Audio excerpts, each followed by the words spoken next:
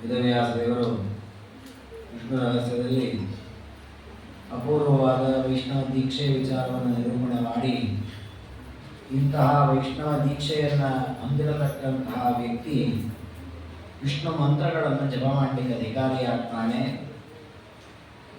ಆ ವಿಷ್ಣು ಮಂತ್ರಗಳಲ್ಲಿ ಅನೇಕ ರೀತಿಯ ಮಂತ್ರಗಳಿವೆ. ಯಾರು ಯಾವುದಕ್ಕೆ ಅಧಿಕಾರಿಗಳು ಅಂತ ಅದರ ನಿರೂಪಣೆಯನ್ನು ಮಾಡಿ ಮುಂದೆ ದೇವರು ಪ್ರತಿಮೆಯ ಪೂಜೆಗೆ ಸಂಬಂಧಪಟ್ಟಂತೆ ಬ್ರಹ್ಮದೇವರ ಪ್ರಶ್ನೆಗೆ ಉತ್ತರವಾಗಿ ಪ್ರತಿಮೆಯಲ್ಲಿ ಎರಡು ವಿಧವಾಗಿದೆ. ಒಂದು ಚಲವಾದ ಪ್ರತಿಮೆ, ಮತ್ತೊಂದು ಅಚಲವಾದ ಪ್ರತಿಮೆ. ಚಲವಾದ ಪ್ರತಿಮೆ ಅಂದರೆ ಅದು ಬ್ರಾಹ್ಮಣರು, ವೈಷ್ಣವರು. ಅಚಲವಾದ ಪ್ರತಿಮೆ ಅಂತಂದರೆ ಅದರಲ್ಲಿ ಮೂರು ರೀತಿಯ ಪ್ರಭೇದ. ಸಹಜವಾದ ಪ್ರತಿಮೆ ಎರಡು ರೀತಿಯ ಪ್ರಭೇದ, ಸಹಜ, ಅಹಿತ ಅಂತ. ಸಹಜವಾದ ಪ್ರತಿಮೆಯಲ್ಲಿ ಮೂರು ರೀತಿಯ ಪ್ರಭೇದ: ತೀರ್ಥ, ಕ್ಷೇತ್ರ, ಶಿಲಾ ಅಂತ ಹೇಳಿ. ತೀರ್ಥ ಪ್ರತಿಮೆ ಅಂತಂದರೆ ನೀರು, ಗಂಗಾ, ಯಮುನಾ ಮೊದಲಾದ ಪವಿತ್ರ ಜಲಗಳೇನಿದೆ ಅದು ತೀರ್ಥ ರೂಪದ ಪರಮಾತ್ಮನ ಪ್ರತೀಕ. ಅಂದರೆ ಅವುಗಳ ಮೂಲಕ ನಾವು ದೇವರನ್ನು ಆರಾಧನೆ ಮಾಡಬಹುದು. ಅವುಗಳಿಗೆ ದೇವರ ಸನ್ನಿಧಾನ ವಿಶೇಷವಾಗಿರುತ್ತದೆ. ಕ್ಷೇತ್ರ ಅಂದರೆ ಪ್ರಯಾಗ, ಕಾಶಿ ಮೊದಲಾದ ಪವಿತ್ರವಾದ ಭೂಭಾಗಗಳೇನಿದೆ ಕ್ಷೇತ್ರ, ಅವುಗಳಲ್ಲಿ ಪರಮಾತ್ಮನ ಸನ್ನಿಧಾನ ಇದೆ. ಇನ್ನು ಶಿಲಾ ಅನ್ನೋದಕ್ಕೆ ಸಾಲಿಗ್ರಾಮ ಶಿಲಾದಿಗಳು, ಅವುಗಳಲ್ಲಿ ನಿತ್ಯ ಪರಮಾತ್ಮ ಸನ್ನಿಹಿತನಾಗಿದ್ದಾನೆ. ಈ ಇದು ಮೂರು ರೀತಿಯ ಪ್ರತಿಮೆಗಳನ್ನು ಸಹಜ ಪ್ರತಿಮೆಗಳು ಅಂತಾರೆ. ಇದು ಅಚಲ ಪ್ರತಿಮೆಯ ಒಂದು ಪ್ರಭೇದ ಇದೆ. ಅಚಲ ಪ್ರತಿಮೆ ಇನ್ನೊಂದು ಪ್ರಭೇದ ಇದೆ, ಅಹಿತ ಅಂತ ಒಂದು ಪ್ರಭೇದ ಇದೆ. ಅದನ್ನು ದೇವರು ಮುಂದೆ ನಿರೂಪಣೆ ಮಾಡ್ತಾರೆ. ಈ ಸಹಜಕ್ಕೂ ಅಹಿತಕ್ಕೂ ಏನು ವ್ಯತ್ಯಾಸ ಅಂದರೆ, ಸಹಜ ಅಂದರೆ ಹೆಸರೇ ಹೇಳುವಂತೆ ಸಹಜವಾಗಿ, ಅಂದರೆ ಆ ಪದಾರ್ಥಗಳ ಜೊತೆಗೆ ಯಾವಾಗಲೂ ದೇವರ ಸನ್ನಿಧಾನ ಇರುವುದರಿಂದ ಅದಕ್ಕೆ ಸಹಜ ಅಂತ ಹೆಸರು. ಗಂಗಾ ನದಿ ಯಾರೋ ನಾವು ದೇವರನ್ನ ಆವಾಹನೆ ಮಾಡಬೇಕಾಗಿಲ್ಲ, ಗಂಗಾ ನದಿಗೆ ಯಾವಾಗಲೂ ದೇವರ ಸನ್ನಿಧಾನ. ಪ್ರಯಾಗಾದಿ ಕ್ಷೇತ್ರಗಳಲ್ಲಿ ನಾವು ದೇವರನ್ನ ಆವಾಹನೆ ಮಾಡೋದು ಬೇಡ, ಅಲ್ಲಿ ಯಾವಾಗಲೂ ದೇವರ ಸನ್ನಿಧಾನ ಇದೆ. ಹಾಗೆ ಶಾಲಿಗ್ರಾಮಾದಿಗಳಲ್ಲಿ ನಾವು ಆವಾಹನೆ ಮಾಡಬೇಕಾಗಿಲ್ಲ, ಯಾವಾಗಲೂ ದೇವರ ಸನ್ನಿಧಾನ. ಹಾಗಾಗಿ ಅಲ್ಲಿ ಸಹಜವಾಗಿ ಆ ಪದಾರ್ಥಗಳ ಜೊತೆಗೇ ದೇವರ ಸಾನ್ನಿಧ್ಯ ಇರೋದ್ರಿಂದ ಅದನ್ನು ಸಹಜ ಪ್ರತಿಮೆ ಅಂತ. ಚಕ್ರಾಣಿಕವು ಹಾಗೆ. ಇನ್ನು ಅಹಿತ ಅಂತಂದ್ರೆ ಏನು ಅಂದರೆ, ಯಾವ ಪ್ರತಿಮೆಯಲ್ಲಿ ನಾವು ದೇವರ ಆವಾಹನೆ ಮಾಡಿ ದೇವರ ಸಾನ್ನಿಧ್ಯವನ್ನು ಭರಿಸ್ತೇವೆ ಅದನ್ನು ಅಹಿತ ಪ್ರತಿಮೆ ಅಂತ ಕರೀತಾರೆ. ಅದು ಯಾವುದು ಅಂತ ದೇವರು ನಿರೂಪಣೆ ಮಾಡುತ್ತಾರೆ. ಸೌವರ್ಣೀಂ ರಾಜತೀಂ ತಾಮ್ರೀಂ ಯಾನ್ ಕಾಂಚಿದ್ವಾ ಶಿಲಾಮಯೀಂ ಸ್ವಸ್ವಧ್ಯಾನಾನುಸಾರೇಣ ನಿರ್ಮಿತ ಪ್ರತಿಮಾಯತ. ಈ ಹಿಂದೆ ಹೇಳಿದ ಮೂರು ರೀತಿಯ ಪ್ರತಿಮೆಗಳು ಕೂಡ ನಾವು ನಿರ್ಮಾಣ ಮಾಡಿದ್ದಲ್ಲ. ಏನು ಸಿಕ್ಕಿದೆ ಅದನ್ನು ನಾವು ಪೂಜೆ ಮಾಡ್ತಾರೆ. ಗಂಗಾ ನದಿ ನಾವು ನಿರ್ಮಾಣ ಮಾಡಿದ್ರೆ ಹರ್ಕೊಂಡು ಬಂದಿದೆ, ಆ ಕ್ಷೇತ್ರಕ್ಕೆ ಹೋದಾಗ ಅಲ್ಲಿ ಹೋಗಿ ಅದಕ್ಕೆಲ್ಲ ಚಂದದಿಂದ ಪೂಜೆ ಮಾಡಿ ದೇವರಿದ್ದಾನೆ ಅಂತ ಆರಾಧನೆ. ಪ್ರಯಾಗಾದಿ ಕ್ಷೇತ್ರಗಳು ನಾವು ನಿರ್ಮಾಣ ಮಾಡಿದ್ದಾರೆ, ಸಾಲಿಗ್ರಾಮಗಳನ್ನು ನಾವು ನಿರ್ಮಾಣ ಮಾಡಿದ್ದಾರೆ. ಇದೇ ಸಾಲಿಗ್ರಾಮ ಪೂಜೆ ಮಾಡೋದು ನಾವು ಅಷ್ಟೇ. ಅವು ಅಷ್ಟೇ, ಅವುಗಳು ನಿತ್ಯ ಲಕ್ಷ್ಮೀ ಸನ್ನಿಧಾನ. ನಾವು ಮತ್ತೆ ಆವಾಹನೆ ಮಾಡಿ ಪೂಜೆ ಮಾಡಬೇಕಾಗಿಲ್ಲ, ಯಾಕೆಂದ್ರೆ ನಿತ್ಯದಲ್ಲಿ ಇದೆ ಅದರ ಸನ್ನಿಧಾನ, ನಾವು ಬರೆಸಿದ್ದಲ್ಲ. ಆದರೆ ತಾಮ್ರದೊಂದು ಶ್ರೀನಿವಾಸ ದೇವ ಪ್ರತಿಮೆ ಮಾಡಿಸ್ತೇವೆ ಅಂಗಡಿ ಹೋಗಿ, ಈ ರೀತಿ ಮಾಡಪ್ಪ, ಕೈಯಲ್ಲಿ ಹೀಗಿರಬೇಕು, ಕಾಲು ಹೀಗಿರಬೇಕು, ಮುಖ ಹೀಗಿರಬೇಕು ಅಂತೆಲ್ಲ ಲಕ್ಷಣ ಹೇಳಿ ಮಾಡಿಸ್ತೇವೆ. ಇದು ನಾವು ಮಾಡಿಸಿದ್ದು ಕೃತ್ರಿಮವಾದ ಪ್ರತಿಮೆ. ಹಾಗಾಗಿ ಏನಾಯ್ತು, ಇಲ್ಲಿ ದೇವರ ಸನ್ನಿಧಾನವನ್ನು ನಾವು ಬರೆಸ್ಬೇಕು. ದೇವರು ಎಲ್ಲಿಲ್ಲ, ಎಲ್ಲ ಕಡೆ ಇದ್ದಾನೆ, ಅದು ಸರಿ. ನಾವು ಪೂಜೆ ಮಾಡಲಿಕ್ಕೆ ಏನೊಂದು ಸನ್ನಿಧಾನ ಬೇಕು, ಅದನ್ನು ನಾವು ಆರಾಧನೆ ಮಾಡಿ ಆವಾಹನೆ ಮಾಡಿ ಅದನ್ನು ಭರಿಸಬೇಕು. ಅದಕ್ಕೋಸ್ಕರವಾಗಿ ದೇವರು ಹೇಳ್ತಾನೆ, ಸ್ವಸ್ವಧ್ಯಾನಾನುಸಾರ ಈ ರೀತಿಯ ಪ್ರತಿಮೆ ನಿರ್ಮಾಣ ಮಾಡುವಾಗ ಹೇಗೋ ಪ್ರತಿಮೆ ನಿರ್ಮಾಣ ಮಾಡಿಸಬಾರದು. ಹಾಗಾದ್ರೆ ಪ್ರತಿಮೆಯನ್ನು ಮಾಡಿಸಿಕೊಳ್ಬೇಕು ಅಂತ ಆಸೆ ಇರುವವರು ತಾವು ದೇವರನ್ನ ಹೇಗೆ ಧ್ಯಾನ ಮಾಡ್ತಾರೆ. ಉದಾಹರಣೆಗೆ ನಾವು ವಿಠಲನನ್ನು ಧ್ಯಾನ ಮಾಡುವ ಹೇಗೆ ಧ್ಯಾನ ಮಾಡ್ತೇವೆ, ಸೊಂಟದ ಮೇಲೆ ಕೈ ಇಟ್ಕೊಂಡಿದ್ದಾನೆ, ಒಂದು ಕೈಗೆ ಶಂಖ ಇದೆ, ಆಮೇಲೆ ಹೀಗೆ ಕೆಲವು ಲಕ್ಷಣಗಳು ಪಂಡರಾಪುರದಲ್ಲಿ ನೋಡಿರ್ತೇವೆ, ಲಕ್ಷಣಗಳನ್ನು ಈ ರೀತಿ ಲಕ್ಷಣಭರಿತವಾಗಿ ಮಾಡಿಸಿ. ನಮಗೇನೋ ಅನಿಸ್ತದೆ, ಹೊಸ ಟೈಪ್ ಮಾಡೋಣ, ಪ್ರತಿ ಸಲ ಇದೇ ರೀತಿ ಯಾಕೆ, ಯಾವಾಗಲೂ ಶಂಕಾಚಕ್ರನೇ ಹಾಕಿ ಕೈ ಕೊಡಬೇಕು, ಹೊಸದು ಯಾವುದಾದ್ರು ಆಯುಧ ಕೊಡೋಣ, ಹಾಗೆಲ್ಲ ಮಾಡಬಾರ್ದು. ಶಾಸ್ತ್ರ ಯಾವ ರೀತಿ ದೇವರ ಧ್ಯಾನವನ್ನು ಕೊಟ್ಟಿದೆ ಹಾಗೆಯೇ ದೇವರನ್ನು ಚಿತ್ರಣ ಮಾಡಿಸ್ತದೆ. ಅದು ಯಾವ್ಯಾವ ಲೋಹದಲ್ಲಿ ಮಾಡ್ಬೋದು, ಬಂಗಾರದ ಲೋಹದಲ್ಲಿ ಮಾಡ್ಬೋದು, ರಾಜತಿ ಬೆಳ್ಳಿಯಲ್ಲಿ ಮಾಡಬಹುದು, ತಾಮ್ರದಲ್ಲಿ ಮಾಡಬಹುದು, ಅಥವಾ ಇವುಗಳ ಮಿಶ್ರಣದಲ್ಲಿಯೂ ಮಾಡಬಹುದು. ಪಂಚಲೋಹ ಅಂತ ಪಂಚಲೋಹದಿಂದಲೂ ಮಾಡಬಹುದು. ಅಥವಾ ಶಿಲಾಮಯಿ ಕಲ್ಲಿನಲ್ಲಿ ಕೆತ್ತಿಸೋದು, ಯಾವುದೋ ಒಂದು ಒಳ್ಳೆ ಕಲ್ಲು ನೋಡಿ, ಅದರಲ್ಲಿ ಮತ್ತೆ ಪರೀಕ್ಷೆ ಎಲ್ಲ ಇದೆ, ಕಲ್ಲಿನ ಪರೀಕ್ಷೆ ಮಾಡುವ ಪ್ರಭೇದ ಆಚಾರ್ಯ ಸಾಧನೆ ಹೇಳ್ತಾರೆ. ಪುರುಷ ಶಿಲೆ, ನಪುಂಸಕ ಶಿಲೆ, ಸ್ತ್ರೀ ಶಿಲೆ ಅಂತೆಲ್ಲ ಶಿಲೆಯಲ್ಲಿ ಪ್ರಭೇದವಿದೆ. ಆ ಶಿಲ್ಪಿಗಳಿಗೆ ಗೊತ್ತಿರುತ್ತೆ, ಅವರ ಮೂಲಕ ಪುರುಷ ಶಿಲೆಯಲ್ಲಿ ಉತ್ತಮವಾದ ಪ್ರತಿಮೆ ನಿರ್ಮಾಣ ಮಾಡಬೇಕು ಅಂತ ಶಾಸ್ತ್ರ ವಿಧಿ ಇದೆ.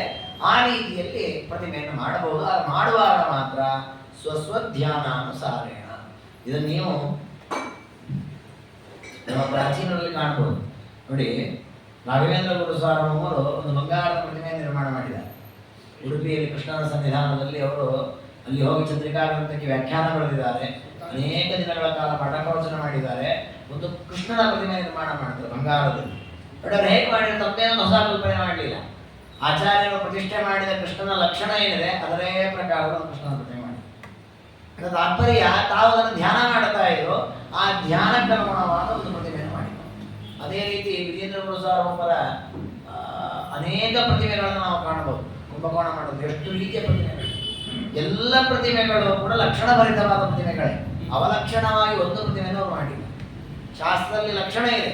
ನರಸಿಂಹದೇವರಂತೂ ಅನೇಕ ಭಂಗಿಗಳಲ್ಲಿ ಮಾಡಿದ್ದಾರೆ. 2 ಕೈದು, 6 ಕೈದು, 8 ಕೈದು, 14 ಎಲ್ಲ ತರದ ಪ್ರತಿಮೆಗಳಿವೆ. ಅಂದ್ರೆ ತಾತ್ಪರ್ಯ ಶಾಸ್ತ್ರ ಹೇಳೋದೇನಂದ್ರೆ, ನೀವು ಪ್ರತಿಮೆಗಳನ್ನು ಮಾಡಿಕೊಳ್ಳಿ, ನೀವು ಧ್ಯಾನ ಮಾಡಲಿಕ್ಕೆ ಉಚಿತವಾಗಲಿಕ್ಕೆ ಪ್ರತಿಮೆಗಳು ಬೇಕು ಅಲ್ವಾ. ಉಪಾಸನೆ ಮಾಡಬೇಕು ನಾವು ರಾಮನನ್ನ ಅಂತಾದ್ರೆ ರಾಮನ ರೂಪ ಕಾಣಬೇಕಲ್ಲ. ರಾಮದೇವರಿಗಿಂತ ನಾವು ನೋಡಿಲ್ಲ, ನಮಗೆ ರಾಮದೇವ ಕಂಡಿದ್ರೆ ಬರೋದಿಲ್ಲ.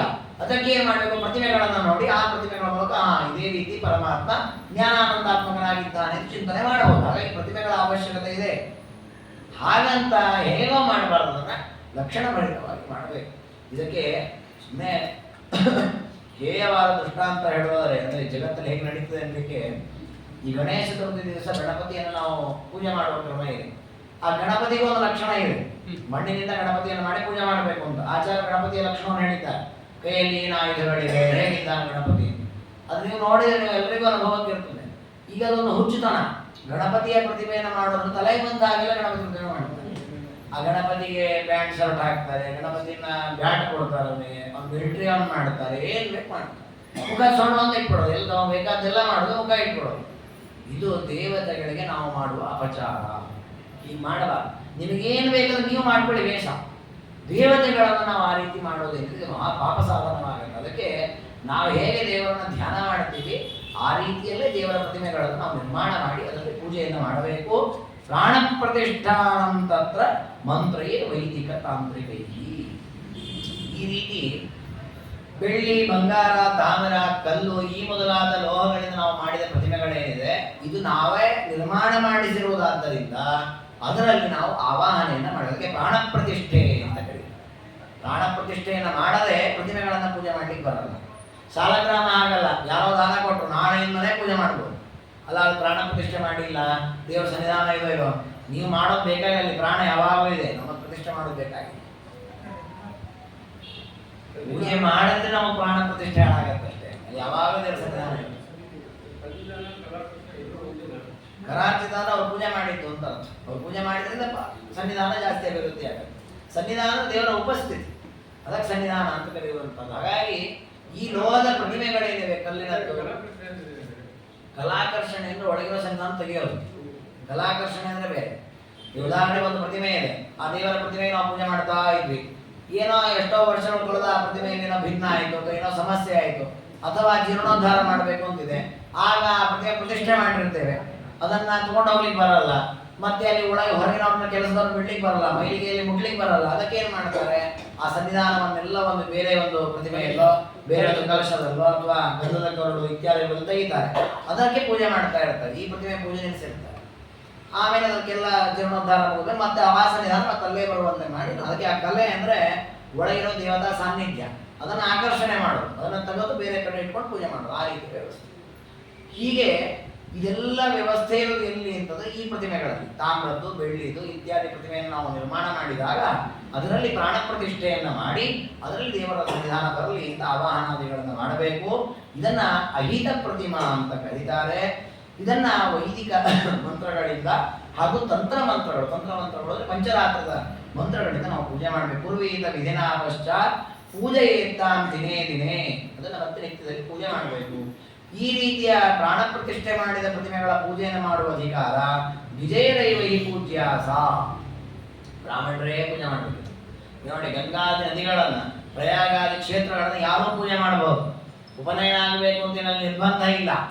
ಆದರೆ ಪ್ರತಿಮಾದಿಗಳ ಪೂಜೆ ಮಾಡುವಾಗ, ಶಾಲಗ್ರಾಮಾದಿಗಳ ಪೂಜೆಯನ್ನು ಮಾಡುವಾಗ ಉಪನಯನ ಸಂಸ್ಕಾರ ಆಗಿರಬೇಕು. ಅಂಥವ್ರು ಮಾತ್ರ ದೇವರ ಪೂಜೆಯನ್ನು ಮಾಡಲಿಕ್ಕೆ ಅಧಿಕಾರಿಗಳಾಗ್ತಾರೆ ಅಂತ. ಹಿಂದೆ ದೇವರೊಂದು ವಿಚಾರವನ್ನ ಹೇಳಿದ್ದ. ಏನು ಅಂದ್ರೆ, ಈ ಪರಮಾತ್ಮನ ಪೂಜೆಯನ್ನ ಮಾಡಲಿಕ್ಕೆ ಎಲ್ಲರಿಗೂ ಅಧಿಕಾರ ಇದೆ, ಹಾಗೆ ಏಕಾದಶಿ ವ್ರತವನ್ನ ಮಾಡಲಿಕ್ಕೂ ಎಲ್ಲರಿಗೂ ಅಧಿಕಾರ ಇದೆ. ಅದಕ್ಕೆ ಯಾವ ನಿಯಮಗಳಿಲ್ಲ, ಅಂದ್ರೆ ಇಂಥವರೇ ಮಾಡಬೇಕು ಅಂಥವರೇ ಮಾಡಬೇಕು ಅನ್ನೋ ಚೌಕಟ್ಟು ಇಲ್ಲ. ಕೀರ್ತನೆ ವಿಷ್ಣುನಾಮ, ಪರಮಾತ್ಮನ ನಾಮಸ್ಮರಣೆ ಮಾಡುವಲ್ಲಿಯೂ ಕೂಡ ಯಾವುದೇ ನಿರ್ಬಂಧ ಇಲ್ಲ, ಇಂಥವರೇ ಮಾಡಬೇಕು ಅಂಥವರೇ ಮಾಡಬೇಕು, ಎಲ್ಲರೂ ಮಾಡಬಹುದು. ಅದಕ್ಕೆ ಮತ್ತೊಂದು ಅಪೂರ್ವ ವಿಚಾರವನ್ನು ದೇವರು ಹೇಳ್ತಾರೆ. ಏನು ಅಂದ್ರೆ, ದೇವತಾ ಋಷಿನಾಮಾನಿ ನಾಶುಚಿ ಪರಿಕೀರ್ತಯೇ ಮಮ ದಿವ್ಯಾನಿ ನಾಮಾನಿ ಸರ್ವದಾ ಪರಿಕೀರ್ತಯೇ. ನೋಡಿ, ದೇವರ ನಾಮಸ್ಮರಣೆಗೆ ಎಷ್ಟು ನಾವು ದೊಡ್ಡದಾದ ಬೆಂಬಲ ಅಂದ್ರೆ, ನಮಗೀಗ ಉದಾಹರಣೆಗೆ ನಾನೊಬ್ಬ ನಿತ್ಯದಲ್ಲಿ ಜಪತಪ ಅನುಷ್ಠಾನ ಮಾಡತಕ್ಕ ಸಾಧಕ, ನನಗೆ ಒಂದು ಅಶೌಚ ಬಂತು. ಅಶೌಚ ಬಂದಾಗ ನಾನು ನನ್ನ ಜಪದಲ್ಲೆಲ್ಲ ಸಂಕೋಚ ಮಾಡಬೇಕು, ಜಪ ಪೂರ್ಣ ಮಾಡೋ ಹಾಗಿಲ್ಲ, ದೇವತೆಗಳ ಹೆಸರನ್ನು ಹೇಳೋ ಹಾಗಿಲ್ಲ, ಋಷಿಗಳ ನಾಮವನ್ನು ಹೇಳೋ ಹಾಗಿಲ್ಲ. ವಿಶ್ವಾಮಿತ್ರ, ಪರಾಶರ, ಊರ್ವ, ಪ್ರಭಾಸ್ತ್ಯ, ಋಷಿಗಳ ಹೆಸರು ಹೇಳಬಾರದು, ಗಂಧರ್ವರ ಹೆಸರನ್ನು ಹೇಳಬಾರದು, ದೇವರ ಹೆಸರನ್ನ ಹೇಳಬಹುದು. ನೋಡಿ, ನಮಗೆ ಅಶೌಚ ಇದ್ರೂ ಕೂಡ ದೇವರ ನಾಮಸ್ಮರಣೆ ಮಾಡ್ಲಿಕ್ಕೆ ಯಾವ ಸಮಸ್ಯೆ ಇಲ್ಲ. ನೋಡಿ, ದೇವರು ಮಾಡಿ ದೊಡ್ಡ ಕರುಣೆ, ಅದನ್ನೇ ಹೇಳಿದೆ ವಿಶ್ವಾಸ್ಯ. ದೇವತಾ ಋಷಿನಾಮಾನಿ ನಾಶುಚಿ ಪರಿಕೀರ್ತಿ. ಅಶುದ್ಧಿ ಇದ್ದವರು ದೇವತೆಗಳ ಹೆಸರನ್ನೆಲ್ಲ ಹೇಳುವಂತಿಲ್ಲ. ಅದೇ ಪರಮಾತ್ಮನ ಮಮ ದಿವ್ಯಾನಿ ನಾಮಾನಿ ಸರ್ವದಾ, ದೇವರ ಹೆಸರು ಯಾವಾಗಲೂ ಉಚ್ಚಾರ ಮಾಡಿ. ಅದಕ್ಕೆ ನಮ್ಮಲ್ಲಿ ಕ್ರಮ ಇರೋದು ಹೇಗೆ ಅಂದ್ರೆ, ಉಳಿದ ದೇವತೆಗಳ ಆರಾಧನೆಯನ್ನು ಮಾಡುವಾಗ ಬಹಳ ಜಾಗರೂಕರಾಗಿ ಮಾಡ್ತೇವೆ. ದೇವರ ಆರಾಧನೆ ಮಾಡುವಾಗ ಸ್ವಲ್ಪ ಹೆಚ್ಚು ಕಡೆ ನಡೀತದೆ. ಯಾಕೆ ಅಂದ್ರೆ, ದೇವರು ಅಷ್ಟು ನಮ್ಮ ಮೇಲೆ ದಯೆಯನ್ನು ಮಾಡಿ ಅನುಗ್ರಹ ಮಾಡ್ತಾರೆ. ಮಾಡಬಾರದು, ಯಾವತ್ತೂ ಯಾರ ಪೂಜೆಯಲ್ಲೂ ಅಪಚಾರ ಮಾಡ್ಲಿಕ್ಕೆ ಇಲ್ಲವೇ ಇಲ್ಲ. ಆದರೂ ಕಿಂಚಿತ್ ಸ್ವಲ್ಪ ಹೆಚ್ಚು ಕಡಿಮೆ ಆದರೂ ದೇವರು ಕ್ಷಮಿಸ್ತಾನೆ, ದೇವತೆಗಳು ಕ್ಷಮಿಸೋದಿಲ್ಲ. ಹಾಗೆ ದೇವತೆಗಳ ವಿಷಯದಲ್ಲಿ ಬಹಳ ಜಾಗರೂಕರಾಗಿರಬೇಕು. ಹಾಗಾಗಿ ಪರಮಾತ್ಮ ಆ ದೇವತೆಗಳೆಲ್ಲರಿಗಿಂತಲೂ ಕೂಡ ಕರುಣಾ ಸಮುದ್ರನಾದ್ದರಿಂದ ಈ ರೀತಿ ಅನುಗ್ರಹವನ್ನ ಮಾಡ್ತಾನೆ. ಅಂತಹ ಪರಮಾತ್ಮನ ಪೂಜೆಯನ್ನು ಮಾಡುವಾಗ ಷೋಡಶ ಉಪಚಾರಗಳನ್ನು ಅರ್ಪಿಸಬೇಕು. ಉಪಚಾರೈ ಷೋಡಶಭಿ ತತ್ತನ್ ಮಂತ್ರ ಸಮರ್ಪಿ.